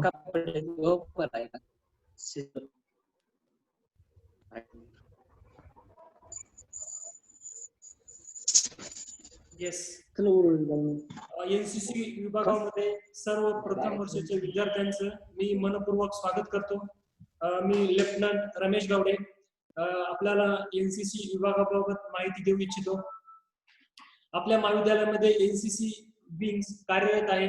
We are affiliated to 2 Maharashtra Battalion and I would like to introduce activity and program of National Cadet Corps Department.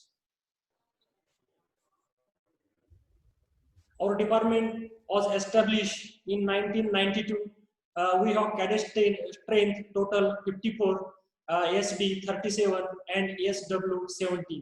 म्हणजे यामध्ये बॉईज जे आहेत ते बॉईज आपण 37 घेतोय आणि गर्ल्स जे आहेत ते आपण 17 घेतोय. तर आपण टू महाराष्ट्र बटालियनच्या गाईडलाईन्स नुसार महाविद्यालयाचे सन्माननीय प्राचार्य डॉक्टर चंद्रकांत खिलारे यांच्या मार्गदर्शनाखाली वेगवेगळ्या ऍक्टिव्हिटीज आपण वर्षभरामध्ये राबवत असतो. आणि ह्या ऍक्टिव्हिटीचा जो काही एम आहे तो एम आहे ओव्हरऑल पर्सनॅलिटी डेव्हलपमेंट. एनसीसीचा बेनिफिट तुम्हाला आर्मीमध्ये तर मिळतोयच, परंतु तुमच्या ओव्हरऑल पर्सनॅलिटीमध्ये खूप मोठ्या प्रमाणात चेंज या एनसीसी कोर्समुळे होईल. हे तुम्हाला मी एवढं खात्रीने सांगू इच्छितो की हे तुम्हाला ग्रॅज्युएट झाल्यानंतर कळेल. बाकीचे जे काही विद्यार्थी ग्रॅज्युएट होतात आणि एनसीसी घेऊन जो विद्यार्थी ग्रॅज्युएट होतो त्या व्यक्तीमध्ये त्या विद्यार्थ्यांमध्ये निश्चितच मोठा बदल तुम्हाला दिसेल. त्याचा असणारा नीटनेटकेपणा, वक्तशीरपणा, डिसिप्लिन, रिस्पेक्ट अशा अनेक ज्या फंडामेंटल क्वालिटीज आहेत, human fundamental qualities, officer non as officer like qualities, त्या निश्चितच अशा विद्यार्थ्यांमध्ये ह्या इम्प्रूव्ह झालेल्या तुमच्या लक्षात येतील. Great honour for us is our 2 cadets last year they participate in PM rally, Republic Day parade. आपल्या महाविद्यालयासाठी बटालियनसाठी अतिशय गौरवाची बाब म्हणजे आपले 2 विद्यार्थी गेल्या वर्षीच्या जे काही 26 जानेवारीला दिल्ली राजपथवर जी परेड झाली त्या परेड मध्ये आपले 2 कॅडेट पार्टिसिपेट झाले होते. साळे प्रदीप अँड संदेश शोएब हे 2 कॅडेट की आपल्या महाविद्यालयासाठी बटालियनसाठी अत्यंत गौरवाची बाब आहे. आणि प्रत्येक एनसीसी कॅडेटचं स्वप्न असतं की मला आरडी परेड मध्ये सहभागी होण्याची संधी मिळावी. तर आपल्याला बऱ्याच वर्षांनी ही संधी लाभली. तर तुम्ही आला तर तुम्हाला सुद्धा ही निश्चितच संधी मिळवून देण्यासाठी आम्ही सुद्धा प्रयत्नशील असतो की चांगला कॅडेट कसा त्यातून पुढे पाठवता येईल, त्यामधल्या इंटरनल क्वालिटीज कशा इम्प्रूव्ह करता येईल त्या दृष्टीनं आपण वारंवार त्याचं ब्रीफिंग चालू असतं, त्याला लेक्चर पण चालू असतात, फिजिकल ट्रेनिंग सुद्धा चालू असतं. आता तुम्ही एनसीसी मध्ये असताना तुम्हाला बी आणि सी सर्टिफिकेटच्या 2 एक्झाम देता येतात आणि त्या पास झाल्यानंतर त्या दोनही एक्झाम महत्वाच्या आहेत. त्यातल्या त्यात सी सर्टिफिकेटची एक्झाम एनसीसी साठी तर खूप महत्वाची आहे. का तर सी सर्टिफिकेट होल्डरला डायरेक्ट आर्मी मध्ये ऑफिसर म्हणून रिक्रुटमेंट होण्याची संधी मिळते. आर्मी मधले सगळेचे सगळे ऑफिसर हे एसएसबी इंटरव्ह्यू मधून जातात. दुसरा कुठलाही मार्ग नाही आर्मी मध्ये ऑफिसर होण्याचा. आणि तुम्हाला जर सी सर्टिफिकेट जर विथ ए ग्रेड जर तुमच्या हातात असेल तर तुम्हाला डायरेक्ट इंटरव्ह्यू एसएसबी इंटरव्ह्यू असतो. तुम्हाला युपीएससी ची रिटर्न टेस्ट माफ आहे हे तुम्ही लक्षात ठेवा. आणि इतर ज्या काही आर्मी मध्ये सोल्जर लेवलच्या किंवा शिपाई स्तरावरच्या ज्या काही भरती असतात किंवा क्लेरिकल मधल्या ज्या काही भरती असतात त्यामध्ये 5 ते 10% या एनसीसी सर्टिफिकेटला बोनस गुण दिले जातात. तसंच सीआरपीएफ मध्ये सुद्धा तुम्हाला पोस्ट तुमच्यासाठी काही रिझर्व्ह असतात. तुम्हाला प्रायव्हेट सेक्टर मध्ये सुद्धा किंवा स्टेट गव्हर्नमेंटच्या काही वॅकन्सी मध्ये सुद्धा तुम्हाला प्राधान्य दिलं जातं. आणि लेडीज साठी तर स्पेशल कोटा आहे. फुल टाइम लेडी ऑफिसर और होल टाइम लेडी ऑफिसर और गर्ल कॅडेट इन्स्ट्रक्टर या ज्या पोस्ट आहेत ते एनसीसी सर्टिफिकेट होल्डरला इंटरव्ह्यू झाल्यानंतर दिल्या जातात. तसंच एअरफोर्स मध्ये ऑफिसर ट्रेनिंग अकॅडमी चेन्नई त्यामध्ये सुद्धा काही सीट रिझर्व्ह ठेवलेले आहेत. तसंच police, transport department, forest department, excise department यामध्ये सुद्धा एनसीसीच्या विद्यार्थ्याचा विचार केला जातो. तुम्ही म्हणणार की एनसीसीच्या विद्यार्थ्याचा काय विचार होतो, कारण एनसीसीचं सर्टिफिकेट हे जे आहे ना हे सर्टिफिकेट तुमचं कॅरेक्टर सर्टिफिकेट म्हणून कन्सिडर केलं जातं. तुमच्याकडे पाहण्याचा इंटरव्ह्यू घेणाऱ्या पॅनलचा दृष्टिकोन वेगळा असतो. या विद्यार्थ्याच्या रक्तामध्ये राष्ट्रभक्ती ही भिनलेली आहे हे सर्टिफिकेट दाखवतं. कारण त्याशिवाय तो 3 वर्ष एनसीसी मध्ये राहू शकत नाही किंवा कॅम्प पर्यंत तो जाऊ शकत नाही याची त्यांना पूर्व कल्पना असते. आणि एनसीसीचा विद्यार्थी हा 100% हा ऑनेस्ट असणार, हा पंक्च्युअल असणार, हा डिसिप्लिन असणार आणि सर्व्हिस बिफोर सेल्फ म्हणजे यालाच तो प्राधान्य देणार असणार. या सर्व गोष्टींचं त्यामध्ये विचार करूनच ते पॅनल एनसीसीच्या कॅडेटला प्राधान्य देतं. आपण दरवर्षी 15 ऑगस्ट आणि 26 जानेवारी या महाविद्यालय कॅम्पस मध्ये साजरी करत असतो. या निमित्तानं आपल्याला जे काही स्वातंत्र्य मिळालं आणि या स्वातंत्र्य मिळविण्यासाठी ज्या थोर देशभक्तांनी आपल्या प्राणाचं बलिदान दिलं, अनेक प्रकारचा त्याग केला, त्याचं स्मरण या दिवशी आपण करत असतो. आणि आपलं हे स्वातंत्र्य अबाधित कसं ठेवता येईल याविषयी राष्ट्रभक्तीची बीजे या कार्यक्रमाच्या निमित्तानं विद्यार्थ्याच्या मनामध्ये रोखण्याचं काम या दिवशी आपण करत असतो. आणि कंटिन्युअस आपल्या ऍक्टिव्हिटी ह्या चालूच असतात. तसेच 26 जानेवारीच्या दिवशी आपण विद्यार्थ्याच्या विविध कलागुणांना वाव देण्यासाठी पोस्टर प्रेझेंटेशन भरवलेलं आहे, फ्लॅग एरिया भरवलेला आहे. आता फ्लॅग एरिया म्हणजे काय हे एनसीसी कॅडेट आहेत त्यांना माहिती असतं, परंतु जे आता तुम्ही फर्स्ट इयरचे असतात, फ्लॅग एरिया म्हणजे एक with help of sand art असतं, ते मातीची कलाकृती असते आणि त्या कलाकृतीमध्ये आपल्याला देशाचा किंवा जे काही नॅशनल लेवलवर होतं देशाविषयी ती कलाकृती असते. आता कॉलेज लेवलवर असताना आपण कॉलेज विषयी कलाकृती आपण तिथे दाखवलेली आहे. कॉर्नर मध्ये तुम्ही फोटो जर पाहिला तर त्यामध्ये तुम्हाला लायब्ररी आहे, वायसी आहे, युपीएससी आहे, एमपीएससी आहे, लेडीज हॉस्टेल आहे, कॉलेज आहे, एनसीसीचा लोगो आहे, स्पोर्ट्सचा लोगो आहे. म्हणजे ओव्हरऑल महाविद्यालयामध्ये काय काय चालतं ते या सँड आर्ट मधून दाखवलेलं आहे. ह्या विद्यार्थ्याच्या विविध कलागुणांना वाव देण्याचं काम या माध्यमातून आपण करत असतो. आता एनसीसी मध्ये जर काय आहे तर मेन ऍक्टिव्हिटी ड्रिल आणि वेपन ट्रेनिंग हे दोन पार्ट आहेत. आता हा जो ड्रिल आहे, drill it is emphasis on theory, marching and saluting. तुम्ही एनसीसीचा कॅडेट जर चालताना जरी पाहिला तरी त्याची चालण्याची पद्धत, त्याची पाऊल उचलण्याची पद्धत, त्याचे कपडे घालण्याची पद्धत, त्याची बोलण्याची पद्धत, त्याची हेअरस्टाईल, या सगळ्या गोष्टी वेगळ्या आहेत बाकीच्या कॅडेटपेक्षा हे तुमच्या लक्षात येईल बिकॉज ऑफ ड्रिल. ड्रिल मध्ये आपल्या जे काही चालण्या मुवमेंट मध्ये एक पॉझिटिव्ह इम्पॅक्ट त्या ड्रिल मुळे येतो. दुसरा पार्ट आहे वेपन ट्रेनिंग. वेपन ट्रेनिंग आपण आपल्या ग्राउंडवर घेत नाही, वेपन ट्रेनिंग हे आपण बटालियन ग्राउंडवर घेतो आणि बटालियनचे लोक हे वेपन ट्रेनिंग तुम्हाला तिथे देतात. कॅम्प ज्यावेळेस तुमचे लागतात, साधारणतः 10 दिवसाचे कॅम्प असतात, त्या कॅम्प मध्ये तुम्हाला वेपन ट्रेनिंग ते देतात. कारण हा ड्रिलचा आणि इतर फिजिकल फिटनेसच्या ज्या काही गोष्टी आहेत ते आपण कॉलेज ग्राउंडवर घेतो, परंतु त्या वेपन ट्रेनिंग बाबत आपल्याला लिमिटेशन्स पडतात. त्यामुळे ते कुठल्याही कॉलेजला वेपन ट्रेनिंग ही कॉलेज लेवलवर घेत नाही, ते बटालियन ग्राउंडवर आर्मीचे लोक तुम्हाला ते वेपन ट्रेनिंग देतात आणि वेगवेगळा अनुभव तुम्हाला मिळतो. आता आपल्याकडं वेगवेगळे नॅशनल लेवलचे कॅम्प येतात.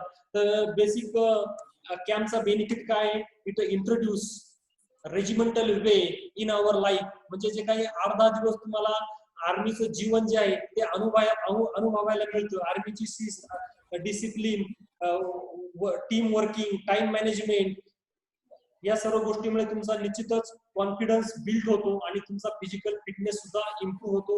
Overall personality development because of a camp is enhance and therefore camp is very important.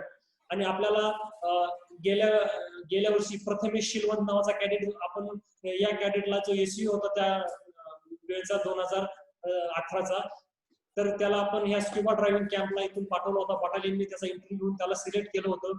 आणि या कॅम्प नॅशनल लेवल कॅम्प मुळे तुम्हाला अनेक क्वालिटीज जे आहेत ते इम्प्रूव्ह होत आहेत. तुम्हाला लिडरशिपची संधी त्या ठिकाणी मिळते. हे एक प्रकारचं नॅशनल इंटिग्रेशनच आहे. कारण हा जो कॅम्प आहे, या कॅम्पला आपल्या बटालियन लेवल मधून एकच कॅडेट असतो. प्रत्येक बटालियन मधून एक कॅडेट असतो, कारण नॅशनल लेवल कॅम्पला संपूर्ण भारतातून कॅडेट येत असतात. नंतर शिवाजी ट्रेल ट्रेक, तर यामध्ये अभिषेक भालगरे आणि विशाल मस्के हे दोन आपले कॅडेट या कॅम्प मध्ये, जो कोल्हापूरला झाला होता ट्रेकिंगचा, तर त्यामध्ये आपले हे 2 कॅडेट सहभागी झाले होते. दरवर्षी आपण आपले कॅडेट अशा प्रकारच्या कॅम्प मध्ये पाठवत असतो. बटालियन लेवलवर त्यांचा इंटरव्ह्यू होतो. या गेल्या उन्हाळ्यात मे महिन्यात सुद्धा आपण एक कॅडेट पाठवला होता. नाव आदित्य कोराळे, या कॅडेटला जो बीसीएस आहे त्याला आपण पाठवला होता. दरवर्षी आपण नॅशनल कॅम्पला इथून कॅडेट पाठवतो. आता इन ऍडिशन टू फिजिकल फिटनेसच्या व्यतिरिक्त आपल्याला हॅलो फिजिकल फिटनेसच्या व्यतिरिक्त आपण एक समाजाचा घटक आहोत आणि सामाजिक बांधिलकी या विद्यार्थ्यांच्या कॅडेटच्या मनामध्ये रुजली पाहिजे. आणि त्यासाठी आपण वेगवेगळ्या ऍक्टिव्हिटी राबवत असतो. ब्लड डोनेशन कॅम्प, रक्तदान म्हणजे जीवनदान, अशा पद्धतीचे आपण घोषवाक्य देऊन या निमित्तानं आपण रक्तदान शिबिर आयोजित करत असतो. रयत शिक्षण संस्थेचे सन्माननीय अध्यक्ष पवार साहेब यांच्या वाढदिवसानिमित्त आपण भव्य रक्तदान शिबिर हे घेत असतो महाविद्यालयामध्ये आणि आपलेही कॅडेट त्यामध्ये पार्टिसिपेट होत असतात. एक वेळेस आपण आर्मीच्या लोकांना सुद्धा बोलवलं होतं, हे पाहिजे दिसत आहे तुम्हाला, ते सुद्धा आपल्या या ऍक्टिव्हिटीमध्ये पार्टिसिपेट झाले होते. इथं सुद्धा आर्मीचे लोक आले होते. आपल्याकडे जर काही इव्हेंट असेल तर आपण त्यांना पार्टिसिपेट करून घेतो. नंतर ट्री प्लांटेशन, तुम्हाला माहिती आहे की या पृथ्वीवर झाडाची किती गरज आहे, कारण जे काही पोल्युशन प्रॉब्लेम आहे, ग्लोबल वॉर्मिंग आहे, ऍसिड रेन आहे, हे वेगवेगळे इश्यूज जे आलेले आहेत बिकॉज ऑफ पोल्युशन, आणि आपल्याला पोल्युशन जर कमी करायचं असेल तर आपल्याला वृक्षारोपणाला पर्याय नाही. आणि या निमित्तानं plant tree and save nation अशा प्रकारचं स्लोगन जे आहे ते आपण या महाविद्यालय किंवा विद्यार्थ्यांमध्ये आपण ते राबवत असतो. या निमित्तानं आपण वेगवेगळे टायटल घेऊन पॉलिसी रॅली काढत असतो. स्वच्छ भारत अभियान, आता मोदी सरकारनं हे स्वच्छ भारत अभियान सुरू केलेलं आहे आणि स्वच्छतेचं दैनंदिन जीवनामध्ये खूप मोठं महत्व आहे. स्वच्छतेमुळे आपण अनेक आजारांना आपल्यापासून दूर ठेवू शकतो आणि हे क्लिनिंग कॅम्पस, क्लीननेस कॅम्पेन आपण कॉलेज आवारात आयोजित करतो.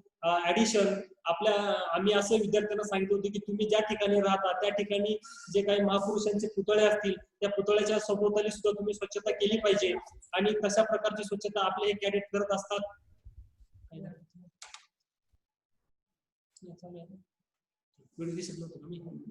ओके, कॅडेट हे आपले कॅडेट आपल्या परिसराची स्वच्छता करत असतात.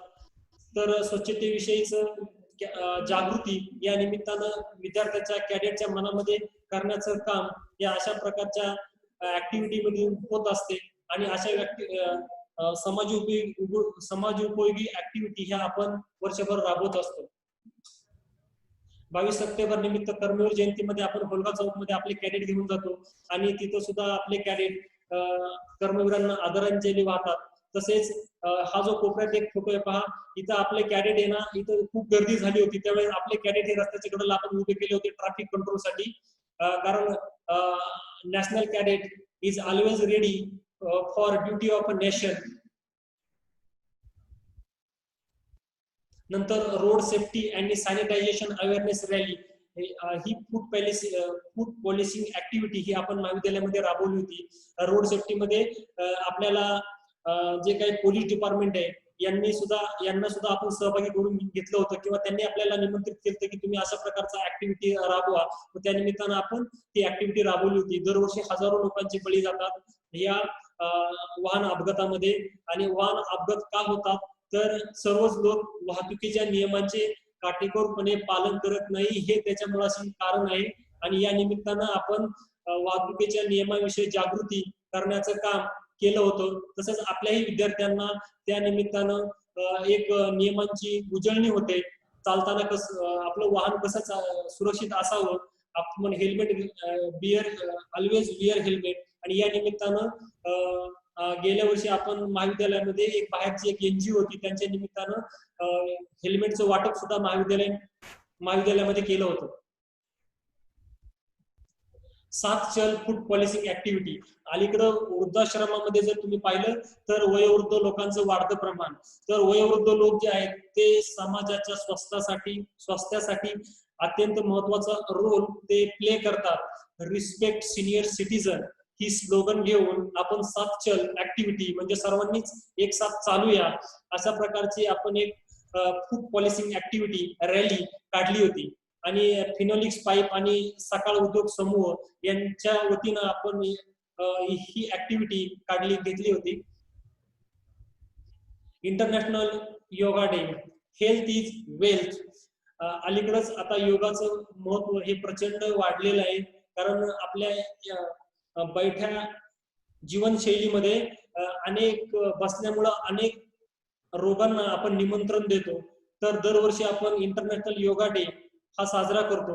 आणि या निमित्तानं समाजामध्ये योगाविषयी जागृती आणि आपण नियमित योगा केला पाहिजे याविषयी आपण एक व्याख्यान आयोजित केलं होतं. तसंच प्रॅक्टिकल सुद्धा आपण घेतलं होतं. हा गेल्या वर्षीचा योगा डे या वर्षी आपण काही करू शकलो नाही, परंतु या वर्षी आपण ऑनलाईन योगा डे साजरा केला होता की ज्यामध्ये प्रत्येक कॅडेटनं बटालियन आपल्याला अशा गाईडलाईन्स आल्या होत्या की प्रत्येक कॅडेटनं एक आसन करायचं, त्याचा छोटासा एक 5-10 सेकंदचा व्हिडिओ शूट करायचा आणि तो व्हिडिओ मी आणि एका कॅडेटकडून तो सगळे व्हिडिओ कॉम्पाईल केले आणि ते पुन्हा बटालियनला पाठवले. तर या पद्धतीने यावर्षी सुद्धा आपण एनसीसी विभागाच्या वतीनं योगा डे साजरा केला होता. नंतर पोलीस मित्र ऍक्टिव्हिटी ती सुद्धा आपण घेतो दरवर्षी. वारीमध्ये पोलीस यंत्रणेवर प्रचंड प्रमाणात ताण येतो, ते सुद्धा आपल्या समाजाचा एक महत्वाचा घटक आहे. लॉ अँड ऑर्डर मध्ये त्यांची भूमिका खूप महत्वाची आहे आणि त्यांना मदत म्हणून आपले कॅडेट दरवर्षी जातात. तुम्ही पहा इथं गणपतीच्या घाटावर, विसर्जन घाटावर आपला हा कॅडेट ड्युटीला आहे, हे 2 कॅडेट दिसत आहेत. तसेच हे पोलीस मित्रमध्ये काही पोलीस अधिकारी सुद्धा आहेत आणि आपले हे सगळे आपले बसलेले कॅडेट आहेत. तुम्ही 3rd इयरच्या कॅडेटला विचारा तर तेच आहेत सगळे. हे गेल्या वर्षी या वर्षी 3rd इयरला जे म्हणजे 3rd इयरची एक्झामचा रिझल्ट ज्यांचा आला ते आहेत. इकडे सुद्धा गणेश विसर्जनामध्ये सुद्धा आपले कॅडेट पार्टिसिपेट झालेले तुमच्या लक्षात येईल. तर या समाजोपयोगी ऍक्टिव्हिटी आपण राबवत असतो. शेवटी थँक्यू व्हेरी मच. आणि तुमचे जर काही शंका असतील तर तुम्ही मला सांगा. सर व्हिडिओ प्ले करा बॅक जाऊन. Hello hello. एक मिनिट आपण क्वेश्चन आन्सर घेऊ. 1 मिनिटाचा व्हिडिओ पहा. आर्मी रेजिमेंटल वे प्रॅक्टिकली आपण एनसीसी कशा पद्धतीनं वर्क करते त्याचा एक व्हिडिओ आहे छोटासा. 1 मिनिटाचा व्हिडिओ आहे, तेवढं तुम्ही प्लीज पहा सगळे.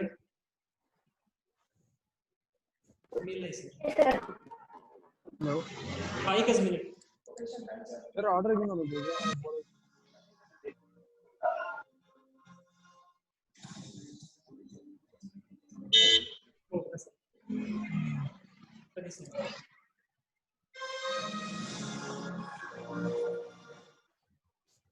दिसतोय का नंतर?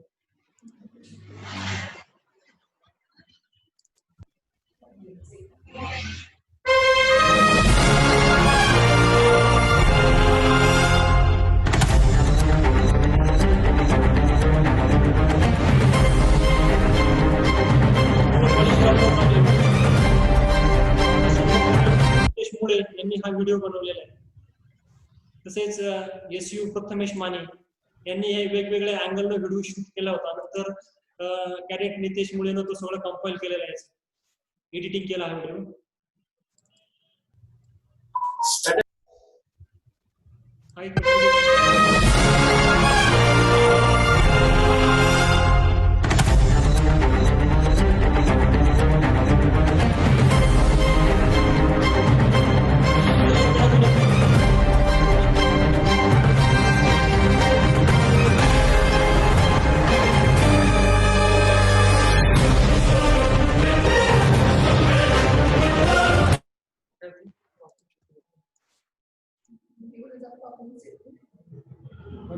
तुमच्या काही शंका असेल तर विचारा. आणि एक तुम्हाला यावर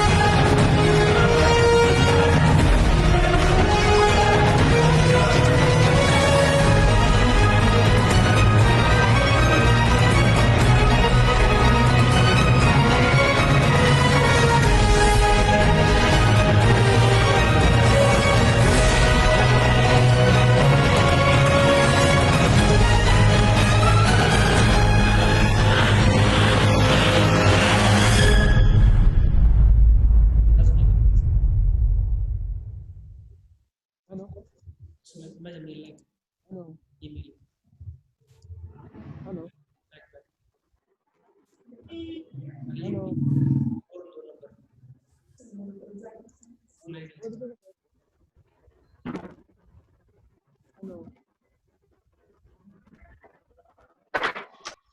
काही शंका असली तर विचारा. हॅलो हॅलो, यावर्षी तुम्हाला NSS, NCC, कल्चरल स्पोर्ट यामध्ये कुठल्या तरी एका ठिकाणी कंपल्सरी पार्टिसिपेशन करायचंय. कारण आता तुमचं 3D बेस सिस्टम आहे. 15 वर्ष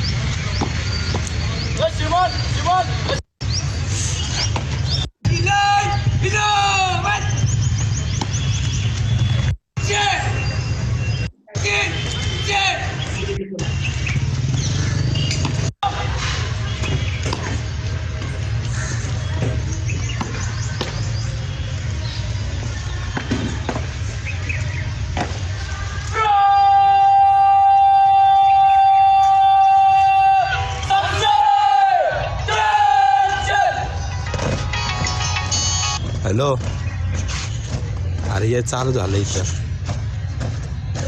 नाही.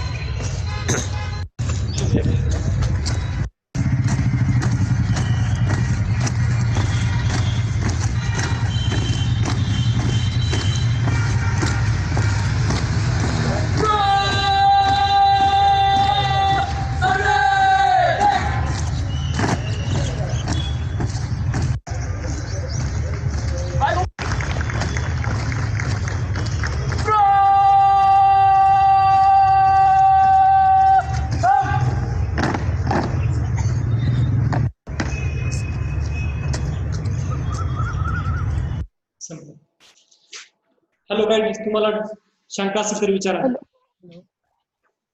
Hello sir. Hello sir. Hello हा हॅलो सर. हो सर, आपल्या कॉलेजमध्ये कॅम्प आयोजित केले जातात का एनसीसीचे? कॅम्प आपल्या कॉलेजवर आयोजित केले जात नाही. कॅम्प हे बटालियन ग्राउंडवर आयोजित केले जातात किंवा आर्मी एरियामध्ये आयोजित केले जातात किंवा नॅशनल कॅम्प असतात ते भारतामध्ये कुठं पण आयोजित केले जातात. तर तुम्हाला तिथं कॉलेज ग्राउंडवरून बटालियनला जावं लागतं स्वतःच्या खर्चाने. एकदा बटालियन तुम्ही गेले की मग सगळं बटालियनच्या थ्रू तुमचं ते तिकीट बुक करतात आणि तुमच्याबरोबर एक आर्मीचा माणूस असणार किंवा एक आमच्यातला एक ENO असतो आणि मग सर्व बटालियन लेवलवरून ते जिकडे कॅम्प असेल तिकडे तुम्हाला घेऊन जातात. आणि सर, कॉलेज स्टार्ट झाल्यानंतर रजिस्ट्रेशन करावं लागतं का हो एनसीसी मध्ये? बरोबर. कॉलेज सुरू झाल्यानंतर ज्यावेळेस यावर्षी आम्हाला अशा गाईडलाईन्स आलेल्या आहेत की ज्यावेळेस तुमचं कॉलेज रेग्युलर सुरू होईल त्याच वेळी तुम्ही NCC ची एनरोलमेंट सुरू करा. म्हणजे आता लगेच एनरोलमेंट नाहीये आपलं. ज्यावेळेस तुम्ही कॉलेजमध्ये रेग्युलर यायला सुरुवात कराल त्यानंतरच एनरोलमेंट असेल किंवा गाईडलाईन्स मध्ये जर काही बदल झाला तर मी तुम्हाला लगेच तुमच्या BA, FY, BA, BCom, BSc च्या ग्रुपवर टाकेल की एनरोलमेंट कधी सुरू, किती तारखेपासून किती तारखेपर्यंत आहे. मग एनरोलमेंटची प्रोसेस कशी आहे ती थोडक्यात तुम्हाला मी सांगतो की जेवढी काही नावं आहेत ती सगळी नावं आम्ही कॉलेजवर कलेक्ट करतो. मी तुम्हाला गेल्या वर्षीचा अनुभव सांगतो की 150हून जास्त विद्यार्थ्यांनी नावं दिली होती. 100हून जास्त विद्यार्थी मी बटालियनला घेऊन गेलो. इथून आपण बस बुक करतो आणि PMT ची बस बुक करून त्यामध्ये 2 बस बुक करून ते सगळे कॅडेट मी बटालियन ग्राउंडवर घेऊन गेलो. मग तिथं गेल्यानंतर त्यांनी त्यांच्या फिजिकल टेस्ट घेतल्या, रनिंग घेतली, पुशअप घेतले, पुलअप घेतले, सिटअप घेतले आणि मग त्यामधून त्यांनी ठराविक कॅडेट निवडले आणि मग बाकीचे वेटिंग मध्ये टाकले. आणि आपल्याकडे वॅकन्सी खूप कमी असतात. साधारणतः या वर्षी सुद्धा एक 20च्या आसपासच वॅकन्सी असतील, जास्त वॅकन्सी आपल्याकडे नसते. कारण आपली कॅपॅसिटी किती, फक्त आपली स्ट्रेंथ 54 ची स्ट्रेंथ आहे आणि ती 54 ची स्ट्रेंथ 3 वर्षामध्ये विभागलेली आहे. म्हणजे first year, second year, third year असं असतं त्यामध्ये. तर मग तुम्हाला त्यावेळेस आम्ही कळवू आणि मग इथून आपण बटालियन ग्राउंडवर जातो आणि बिफोर बटालियन ग्राउंड इथं सुद्धा आपल्या ग्राउंडवर आपण थोडीशी एक्सरसाइज करून घेतो की जेणेकरून त्यातल्या त्यात चांगला कॅडेट त्यामधून निवडला जावा. की उगाच जाता जाता सहज नाव दिलंय आणि मग कोणाला म्हणून चाललोय असं होता कामा नये. म्हणून आपण इथे सुद्धा आपल्या ग्राउंडवर सुद्धा थोडं प्रॅक्टिस करून घेतो आणि नंतर त्याला बटालियन ग्राउंडवर नेऊन त्याचं फायनल सिलेक्शन करून अधिकृत ते नाव बटालियन कडून माझ्याकडे येतं आणि मग कॅडेटची एनरोलमेंट कम्प्लीट होते. Hello sir. सर अजून काय? Hello sir. हा बोला. एनसीसी कधी जॉईन करता येईल, म्हणजे कॉलेज स्टार्ट झाल्यावर एनसीसी जॉईन करता येईल ना? कळलं नाही क्वेश्चन. एनसीसी जॉईन करायची आहे, मग कॉलेज स्टार्ट झाल्यावर एनसीसी जॉईन करता येईल ना? हो, कॉलेज स्टार्ट झाल्यावरच एनसीसी जॉईन करू शकता, कारण तुमचं रेग्युलर जसं कॉलेज आहे तसं एनसीसी सुद्धा रेग्युलर आहे. आणि ज्यावेळेस कॉलेज रेग्युलर सुरू होईल त्यावेळेसच एनसीसी तुम्ही जॉईन करू शकाल, कारण अशा गाईडलाईन्स आहेत. Okay, thank you sir. येस. यानंतर पुढील सूत्र. बोला, काय क्वेश्चन आहे का? सर मी 10th पर्यंत एनसीसीला होते, पण 11th आणि 12th ला एनसीसीला होते, मग नंतर फर्स्ट इयर पासून जॉईन केलं तर चालेल का? अरे फर्स्ट इयरला तुम्ही आता फर्स्ट इयरला कॉलेजच्या असताना तुम्हाला एनसीसी फर्स्ट इयर नाही मी 10th. आवाज हॅलो ना सर. हॅलो. अहो सर मी 10th पर्यंत एनसीसीमध्ये होते, पण 11th आणि 12th ला एनसीसी होते, तर मग फर्स्ट इयर पासून केलं तर चालेल का परत जॉईन? तो फर्स्ट इयर पासून जॉईन करायचं, कारण मग तुम्हाला सी सर्टिफिकेट पर्यंत जाता येत नाही, कारण ते ग्रॅज्युएशन लेवल पर्यंतच असते एनसीसी. टीवायला असताना तुम्ही इकडं एनसीसी मध्ये सुद्धा थर्ड इयरला असता तुम्ही. आफ्टर मॅक्झिमम 23 इयर आहे, 23 इयरच्या पुढे जर तुम्ही गेला तर त्याला एनसीसी मध्ये प्रवेश नाही. आणि इकडं ज्यावेळेस तुम्ही एनसीसी मध्ये तुमचा प्रवेश असतो त्यावेळेस तुमचं कॉलेजमध्ये सुद्धा रेग्युलर प्रवेश असला पाहिजे. एफवायला वायडी झालाय असा कॅडेट चालत नाही. एनसीसी ला कॉलेजचा रेग्युलरच विद्यार्थी असलं पाहिजे, त्याचं रेग्युलर ऍडमिशन असलं पाहिजे. आणि 3 वर्षाचा कोर्स आहे, त्यामुळे तुम्ही सेकंड इयरला घेतल्यानंतर एनसीसी मी घेते म्हणणार तर नाही जमणार. मग त्याला सी सर्टिफिकेटच्या परीक्षेला बसता येणार नाही, कारण पहिले 2 सर्टिफिकेटच्या 2 वर्ष कंप्लीट झाल्यानंतर तो बी ला बसतो, आणि बी जर पास झालं तरच तो सी ला बसतो. बी सर्टिफिकेट साठी 2 वर्ष असतात, सी साठी 1 वर्ष आहे. Hello sir. Hello sir. तर काय फीज आहे का? बोला. हॅलो. सर एनसीसीचं सर्टिफिकेट असेल तर ते बोलतात पोलीस मधली आर्मी मधली लेखीची परीक्षा कॅन्सल होती, मग ते खरं आहे का? हा, हे 100% खरं आहे की तुमच्याजवळ जर एनसीसी सर्टिफिकेट असेल, परंतु ती कुठलं युपीएससी ची परीक्षा, तुमच्याकडे C certificate with A grade जर असेल ना, तर युपीएससी ची परीक्षा तुम्हाला लेखी परीक्षा तुम्हाला माफ आहे, तुम्हाला डायरेक्ट इंटरव्ह्यूला बोलवलं जातं. आर्मीचे सगळे ऑफिसर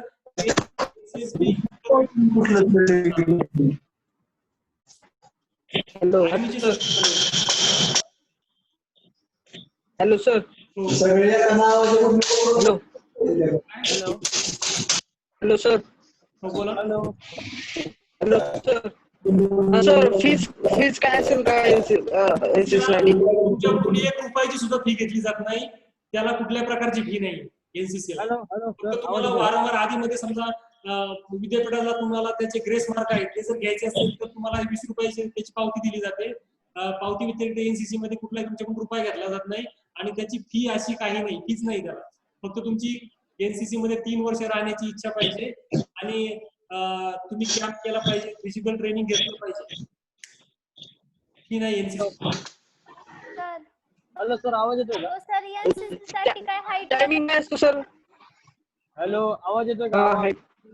सर एनसीसी साठी हाईटचं वगैरे काय असतं का? आहे ना, सध्या तर आर्मी मध्ये हाईटचं आहे, एनसीसी मध्ये हाईटचं काही नाहीये. म्हणजे कमी वगैरे असेल तर हाईट आणि वेट आणि वय हा विषय. तुम्ही एफवायबीए ला बीकॉम ला बीएससी ला असाल तर तुम्हाला एनसीसीच्या फर्स्ट इयरला 100% प्रवेश मिळू शकतो. हॅलो सर, आवाज येतोय का? हॅलो. हॅलो, तुम्ही मला आहे ना मोबाईल नंबर घ्या माझा आणि त्याच्यावर कॉल करा, कारण पुढच्या जे लेक्चर मॅडम आहेत त्या अर्धा तास वेटिंग मध्ये आहे. मोबाईल नंबर द्या सर आपला. मोबाईल नंबर घ्या माझा. सांगा. 1733 9960 9960. बर. 52 सांगा सर पुढे. 618. 52 सर बोला. रिपीट सर एकदा रिपीट. नंबर मी ग्रुपवर टाकतो. हा ग्रुपवर टाका. ग्रुपवर टाकतो आणि मला पुढचं जे काही टाका असेल तुम्ही फोन करून विचारा. Okay sir okay. चालेल. आणि कॉलेज सुरू झाल्यानंतर एनसीसी ऑफिसला या कॅन्टीनच्या बाजूला व्हिजिट करा की तुमचं नाव नोंदणी सुरू होईल लगेच. Thank you very much. त्यानंतर पिसाळ मॅडम बोलतील कल्चरल. धन्यवाद गावडे सर. सर्व विद्यार्थ्यांनी लक्षात घ्या, थँक्यू सर. तुम्हाला ग्रुप वरती सरांचा नंबर मिळणार आहे. यानंतर सांस्कृतिक विभागाच्या पिसाळ मॅडम आहेत, त्या तुमच्याशी संवाद साधणार आहेत. पिसाळ मॅडम सांस्कृतिक विभागाबद्दल तुम्हाला माहिती सांगत आहेत. कृपया तुम्ही त्या माहितीकडे आता लक्ष द्या.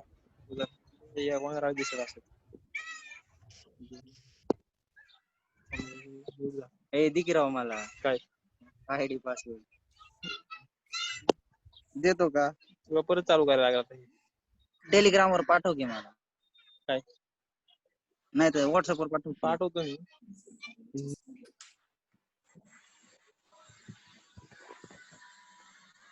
चुलताई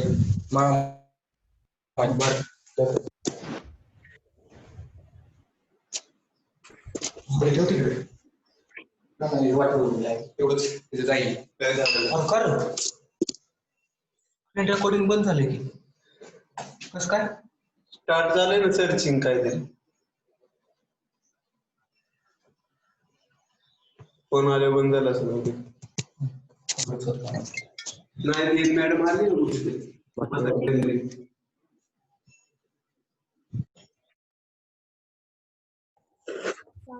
अगो नंबर घ्यायचो व्हॉट्सअपला तू चपनेल व्हॉट्सअपला चपाले का बाई बघू इडपण सर आहे. Namaskar. A very good afternoon, one and all. I am Dr. Sunanda Pisar, Head of Physics Department, as well as I am Chairman of Cultural Department. या ऑनलाईन झूम प्लॅटफॉर्म वरती मी तुमचं मनापासून स्वागत करते. खरं तर विद्यार्थ्यांनो, आपण जर ऑफलाईन भेटलो असतो, थँक्यू मॅडम. आपण जर समोरासमोर भेटलो असतो तर मला खूप खूप आनंद झाला असता. कारण हे महाविद्यालय मुलांनी गजबजलेलं पाहण्यात खूप आनंद असतो. पण ही सगळी संकट आहेत, हे सिच्युएशन आहे आणि याला आपल्याला संयमानं धीरानं तोंड द्यायचंय. मुलांनो, कालपासून तुम्ही महाविद्यालयातील विविध विभागांची माहिती घ्यायची, ज्यामध्ये NSS असेल, NCC असेल, MPSC असेल, स्पोर्ट्स असेल, स्टुडंट सपोर्ट सर्व्हिसेस असतील. या सगळ्या मुलांमध्ये आपलं कॉलेज खूप खूप उंचावर आहे, खूप खूप पुढे आहे. पण त्याचबरोबर अतिशय गौरवशाली अशी परंपरा असलेला आपला सांस्कृतिक विभाग किंवा कल्चरल डिपार्टमेंट कुठेही मागे नाही. मुलांना काय होतं, हायस्कूलमध्ये तुम्ही अनेक उपक्रमामध्ये गाणं असेल, डान्स असेल, वाद्य असेल, भाषण असेल, यामध्ये खूप उत्साहाने तुम्ही भाग घेता, बरोबर. पण जेव्हा तुम्ही ज्युनियर कॉलेजमध्ये जाता, 11वी आणि 12वी, तेव्हा काय होतं की पालकांचं म्हणणं अभ्यास कर, शिक्षक तुम्हाला म्हणतात अभ्यास कर. त्यामुळं तुमच्या अंगी जे काही कलागुण आहेत, तुमच्या अंगी जे काही कौशल्य आहे, त्या कौशल्याला तुम्हाला फारसा वाव देता येत नाही. कारण आपल्या जीवनामध्ये 12वी हे वर्ष खूप महत्वाचं असते.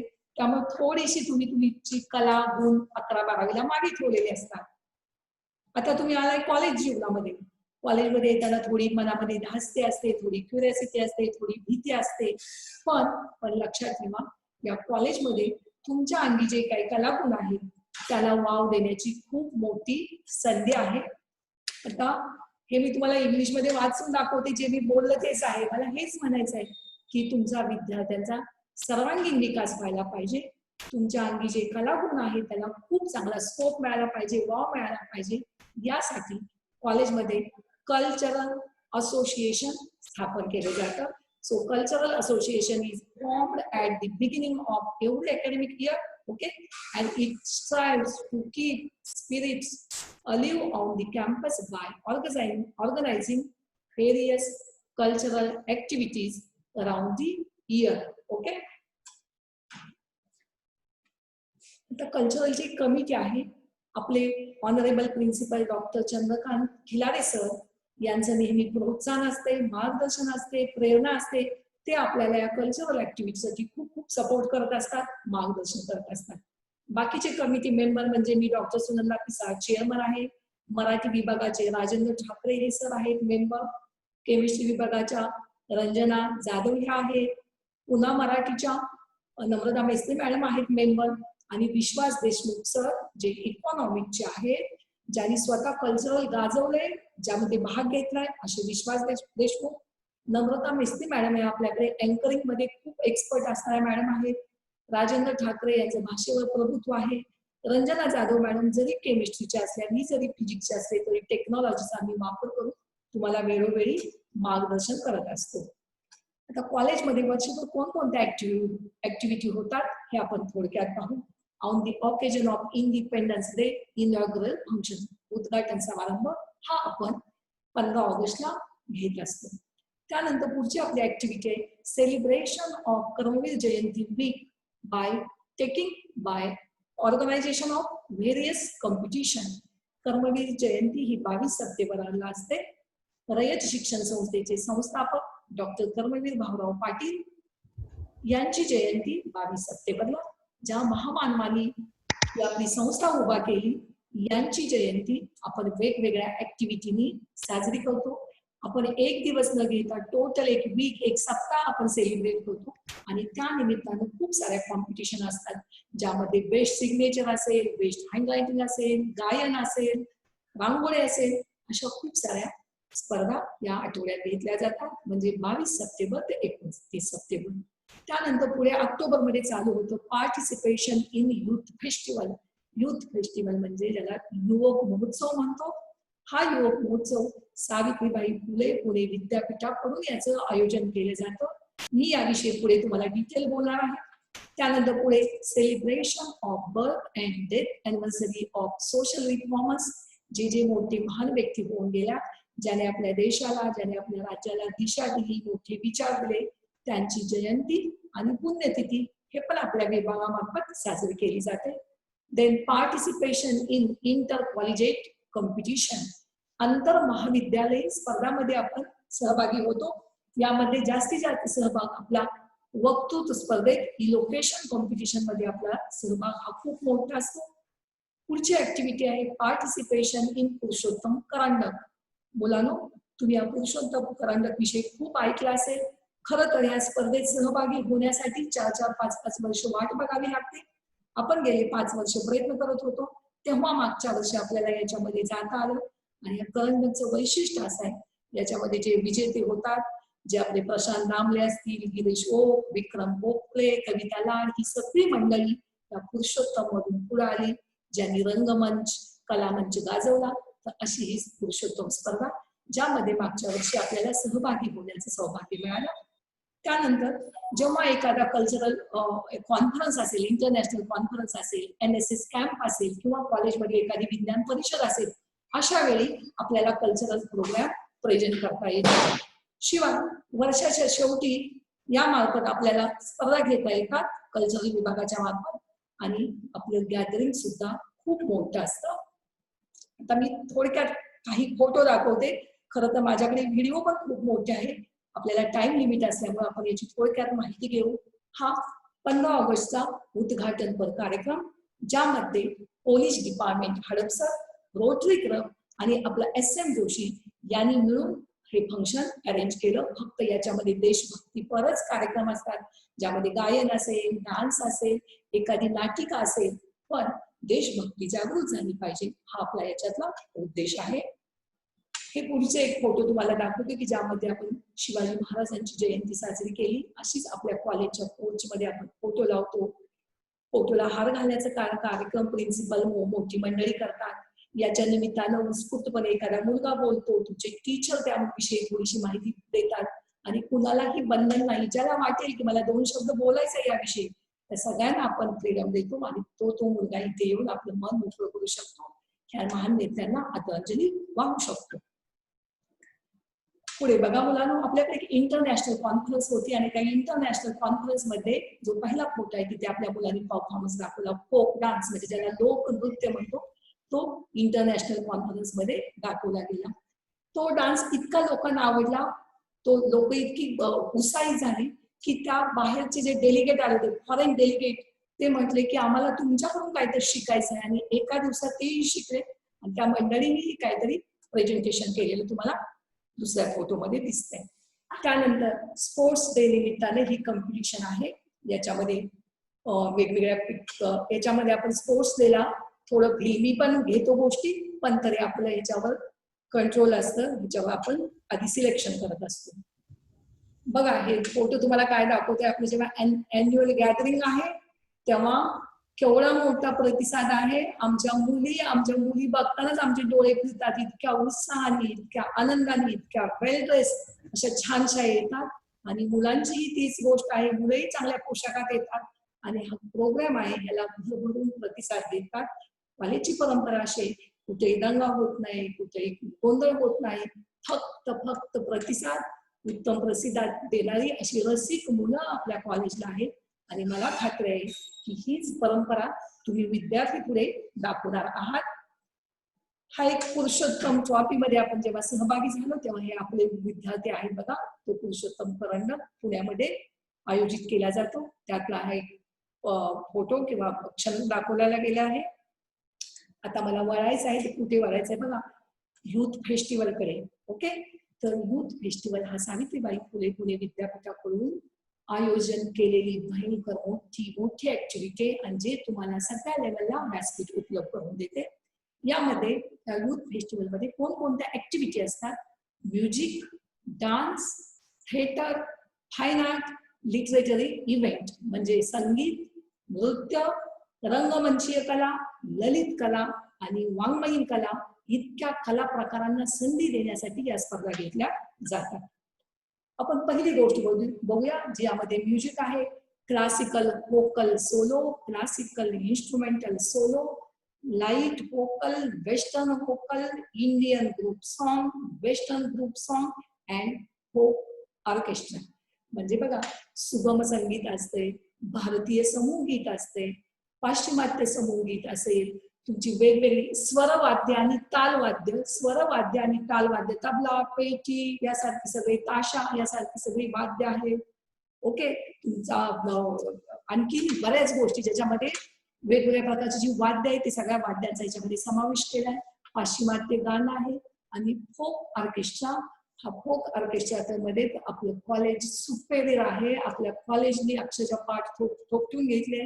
तबला, ताशा, दिमडी असेल, मृदुंग असेल, ढोलकी असेल, अशी सगळी वाद्य लेझिम आपल्या कॉलेजमध्ये उपलब्ध आहेत, आपल्या डिपार्टमेंटमध्ये आहेत. तर हे सगळं येतं under the head of music.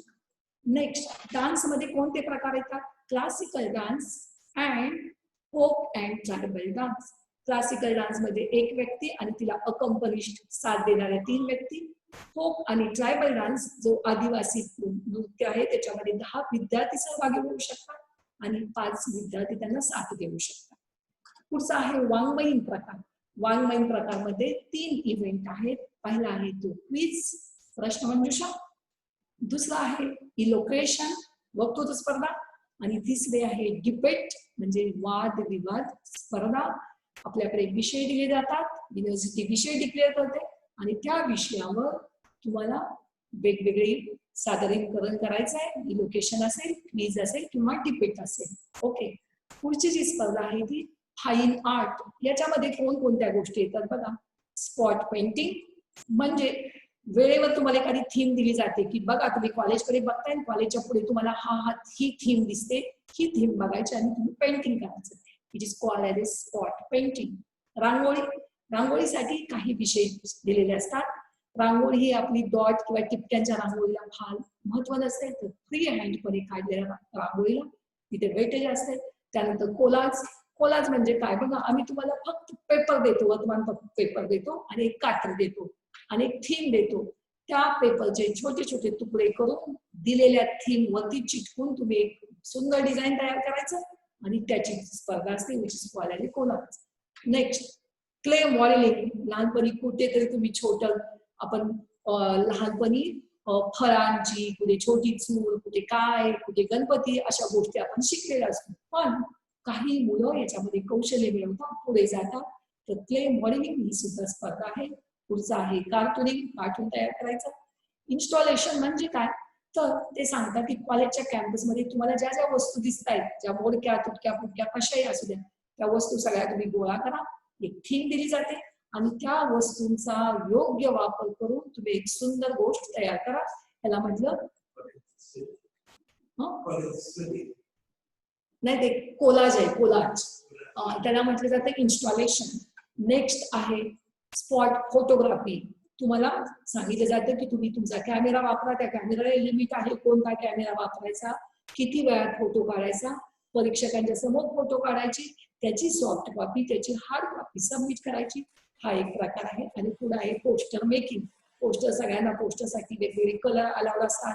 तुम्हाला ड्रॉइंग पेपर दिले जातात आणि त्याच्यावर एक विषय पोस्टर बनवायला सांगतात.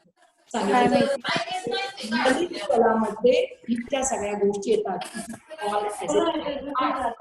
पुढची जी स्पर्धा आहे तुमची स्पर्धा ॲज ए थिएटर, मराठीमध्ये ज्याला म्हटलं जातं रंगमंचीय कला. यामध्ये कोणकोणत्या गोष्टी येतात? माईम म्हणजे मूक अभिनय. मूक अभिनय याचा अर्थ कुठेच बोलायचं नाही, पण तुमच्या ऍक्शन, तुमच्या क्रिया अशा झाल्या पाहिजे की ज्यामुळे प्रेक्षकांना तुम्हाला काय मेसेज द्यायचा तो देता आला पाहिजे. फॉर एक्झाम्पल, स्त्री हत्या, स्त्री भ्रूण हत्या हा विषय असेल किंवा पोल्युशन झालेला विषय असेल, असे विषय फक्त तुम्ही तुमच्या अभिनयातून प्रेक्षकांपुढे आणायचे. दुसरा विषय आहे मिमिक्री. मिमिक्री म्हणजे नकला. ह्या नकलामध्ये कुठली लेवल न सोडता व्यक्तींच्या, कलाकारांच्या नकला इथे प्रेझेंट करायचा आहे, ज्याच्यामध्ये किती असते. Next event is one act play, ज्याला एकांकिका. आणि पुढचा जो इव्हेंट आहे त्याला म्हटलं जातं स्किट. स्किट म्हणजे प्रहसन किंवा आपण त्याला आता आपण परत एकदा युथ फेस्टिवल कडे जाऊ. याचे लेवल्स कसे आहेत बघा. पहिली लेवल आहे आपल्या सर्वांना कल्पना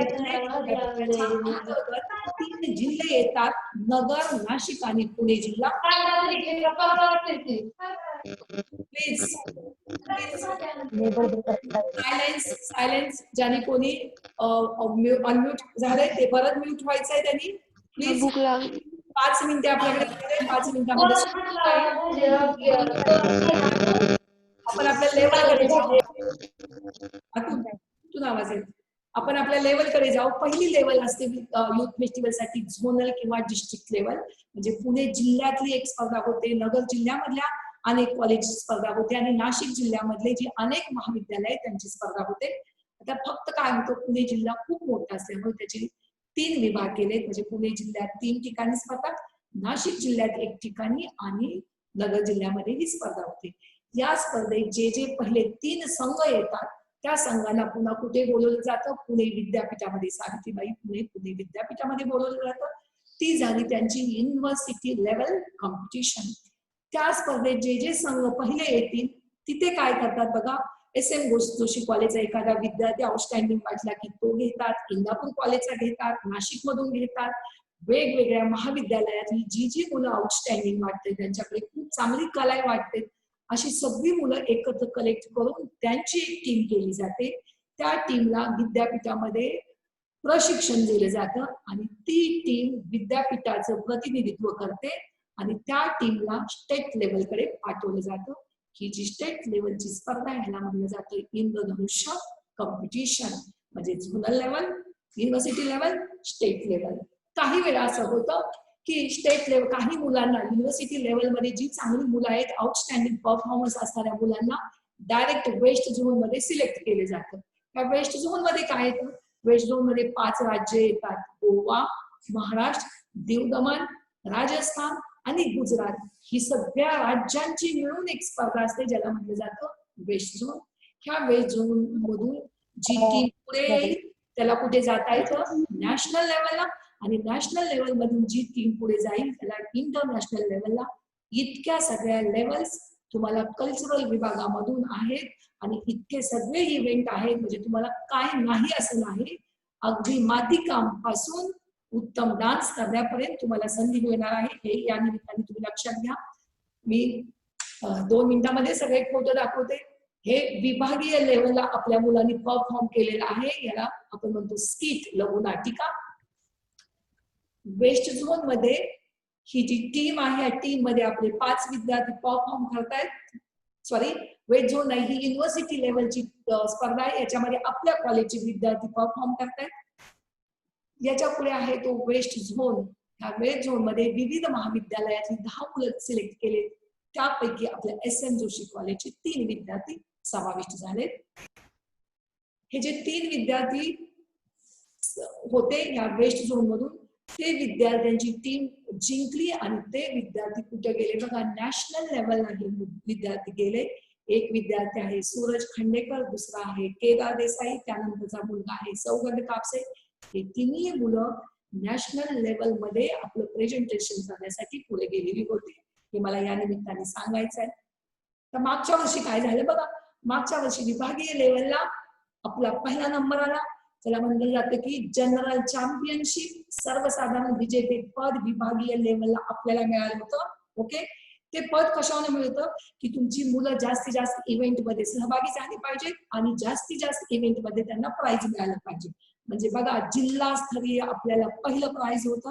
आणि जेव्हा आपण विद्यापीठ लेवलला गेलो, अख्ख्या पुणे विद्यापीठामध्ये अनेक कॉलेजेस होते. ह्या विद्यापीठ लेवलला आपल्याला सेकंड प्राइज मिळाले. जे प्रवीण तळे दिसत आहेत, यांच्या हस्ते आपल्या विद्यार्थ्यांचं कौतुक केलं, सन्मान केला. म्हणजे विद्यापीठ लेवलला रनर होण्याचं सौभाग्य मागच्या वर्षी आपल्याला मिळालेलं आहे. शॉर्ट मध्ये 17-18 मध्ये आपले 3 विद्यार्थी इंद्रधनुष्यसाठी सिलेक्ट झाले. 18-19 मध्ये आपले 3 विद्यार्थी नॅशनल लेवलला गेले. 1 विद्यार्थी इंद्रधनुष्यला गेलेला होता. 19-20 मध्ये आपले 2 विद्यार्थी इंद्रधनुष्यसाठी गेले. आपण पुरुषोत्तम मध्ये सहभागी झालो. आपल्याला डिस्ट्रिक्ट लेवलची चॅम्पियनशिप मिळाली. आपण युनिव्हर्सिटी लेवलला रनरअप झालो. आणि आपण विद्यापीठ लेवल पर्यंत गेलं तर तुम्हाला डायरेक्ट 10 मार्क्स तुमच्या एक्झाम मध्ये, तुमच्या जी डिग्री आहे त्याच्यामध्ये 10 मार्क्स ऍड होतात जर तुम्ही युनिव्हर्सिटी लेवलच्या टीम मध्ये तुमचा समावेश झाला असेल तर. Thank you very much. If you have any doubt, if you want to ask them, please ask me. Feel free to ask any question.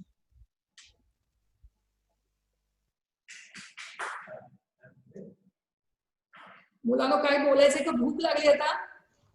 Hello ma'am. हा, बोलायचंय का तुम्हाला? काय विचारायचंय काय तुम्हाला? हो मॅडम, भूक लागली जरा.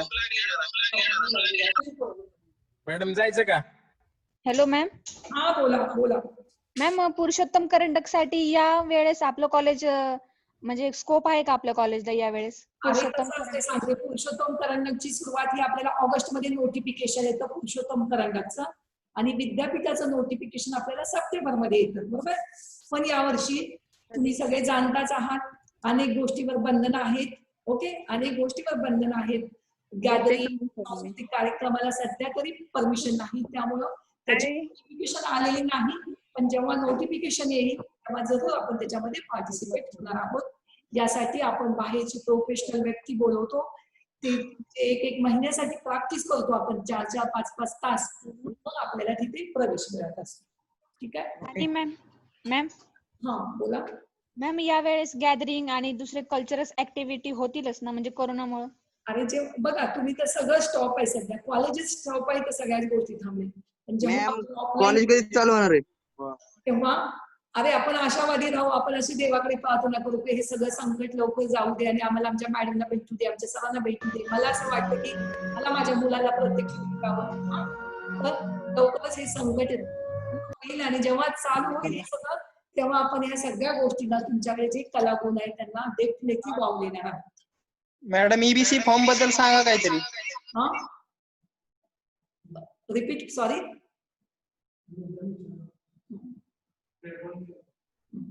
आणखी विचारायचंय कोणाला काय याविषयी? हा, तर आत्ताच तुम्हाला कुठली आपल्याकडे कला आहे आणि ती कशी मी पुढे न्यायची याचा आत्ताच तुम्ही विचार करा. हा, तुम्हाला. Hello ma'am. Hello hello hello ma'am. Ma'am fine आर्टची स्लाइड परत दाखवता का? दाखवते तुला, सांगते ना फाईन आर्ट्स मध्ये काय काय आहे. स्पॉट पेंटिंग आहे, फोटोग्राफी आहे. कर ना. हे बघ, स्पॉट पेंटिंग आहे, स्पॉट फोटोग्राफी आहे, क्ले मॉडेलिंग आहे, म्हणजे मातीच्या मातीपासून वेगवेगळे बनवायचे तुम्हाला थीम दिली जाते.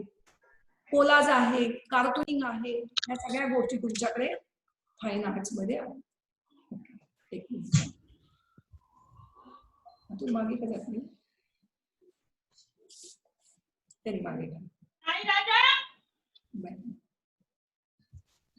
तोपर्यंत बोलत बाबा, काय तुला विचारायचंय ते बोल तोपर्यंत. तू फाईन आर्ट्स मध्ये काय विचारायचंय? त्याला ललित कला म्हणतो आपण. तेच विचारायचं होतं. एकच मिनिट, जाऊ पुढे. हॅलो मॅम, आपले डेली लेक्चर कधी सुरू होतील? हे कोणाला पाहिजे होती बघ, फाईन आर्ट दिसतंय सगळ्या गोष्टी. अरे डेली एक लेक्चर केव्हा चालू होतील हे तुम्हाला पेपरमध्ये, सोशल मीडियामध्ये लक्षात येणारच आहे. डेली लेक्चर कधी चालू होते ते. हो, थँक्यू मॅम. ठीक आहे. तुम्ही आहात का आनंदी कल्चरल मध्ये सहभागी व्हायला? हो हो. आपल्या 68 मुलांची मागच्या वर्षी टीम होती, जे 68 वेगवेगळ्या इव्हेंट मध्ये सहभागी होत होते. आणि कल्चरल म्हणजे फक्त गोंधळ करणे वगैरे अशी कधीच आपली इमेज नाही बनवायची. जे कल्चर आपण इथं शिकतोय ते तुमचं सोसायटीमध्ये कुठेतरी रिफ्लेक्ट झालं पाहिजे.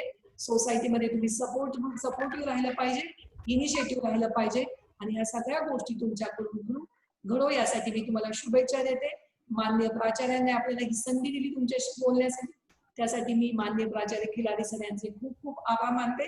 तुम्ही मुलांनी शांतपणे हे सगळं अटेंड केलं. अगदी 2 तास तुम्ही तुमचा रिस्पॉन्स खूप चांगला दाखवला, त्यासाठी तुम्हा मुलांना मी खूप खूप धन्यवाद देते. Thank you very much. धन्यवाद मॅडम. यानंतर मुलांच्यासाठी सूचना आहे पहा. हॅलो हॅलो हॅलो, आवाज येतो सगळ्यांना? पीपीटी ऑफ करा अतुल. बंद व्हायला लागले काय?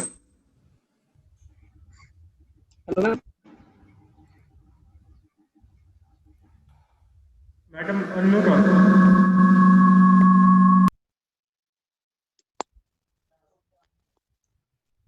Hello hello hello ma'am.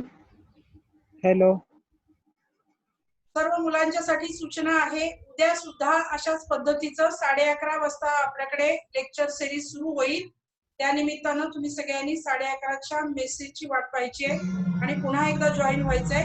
धन्यवाद. होतो टेन्शन नका घेऊ.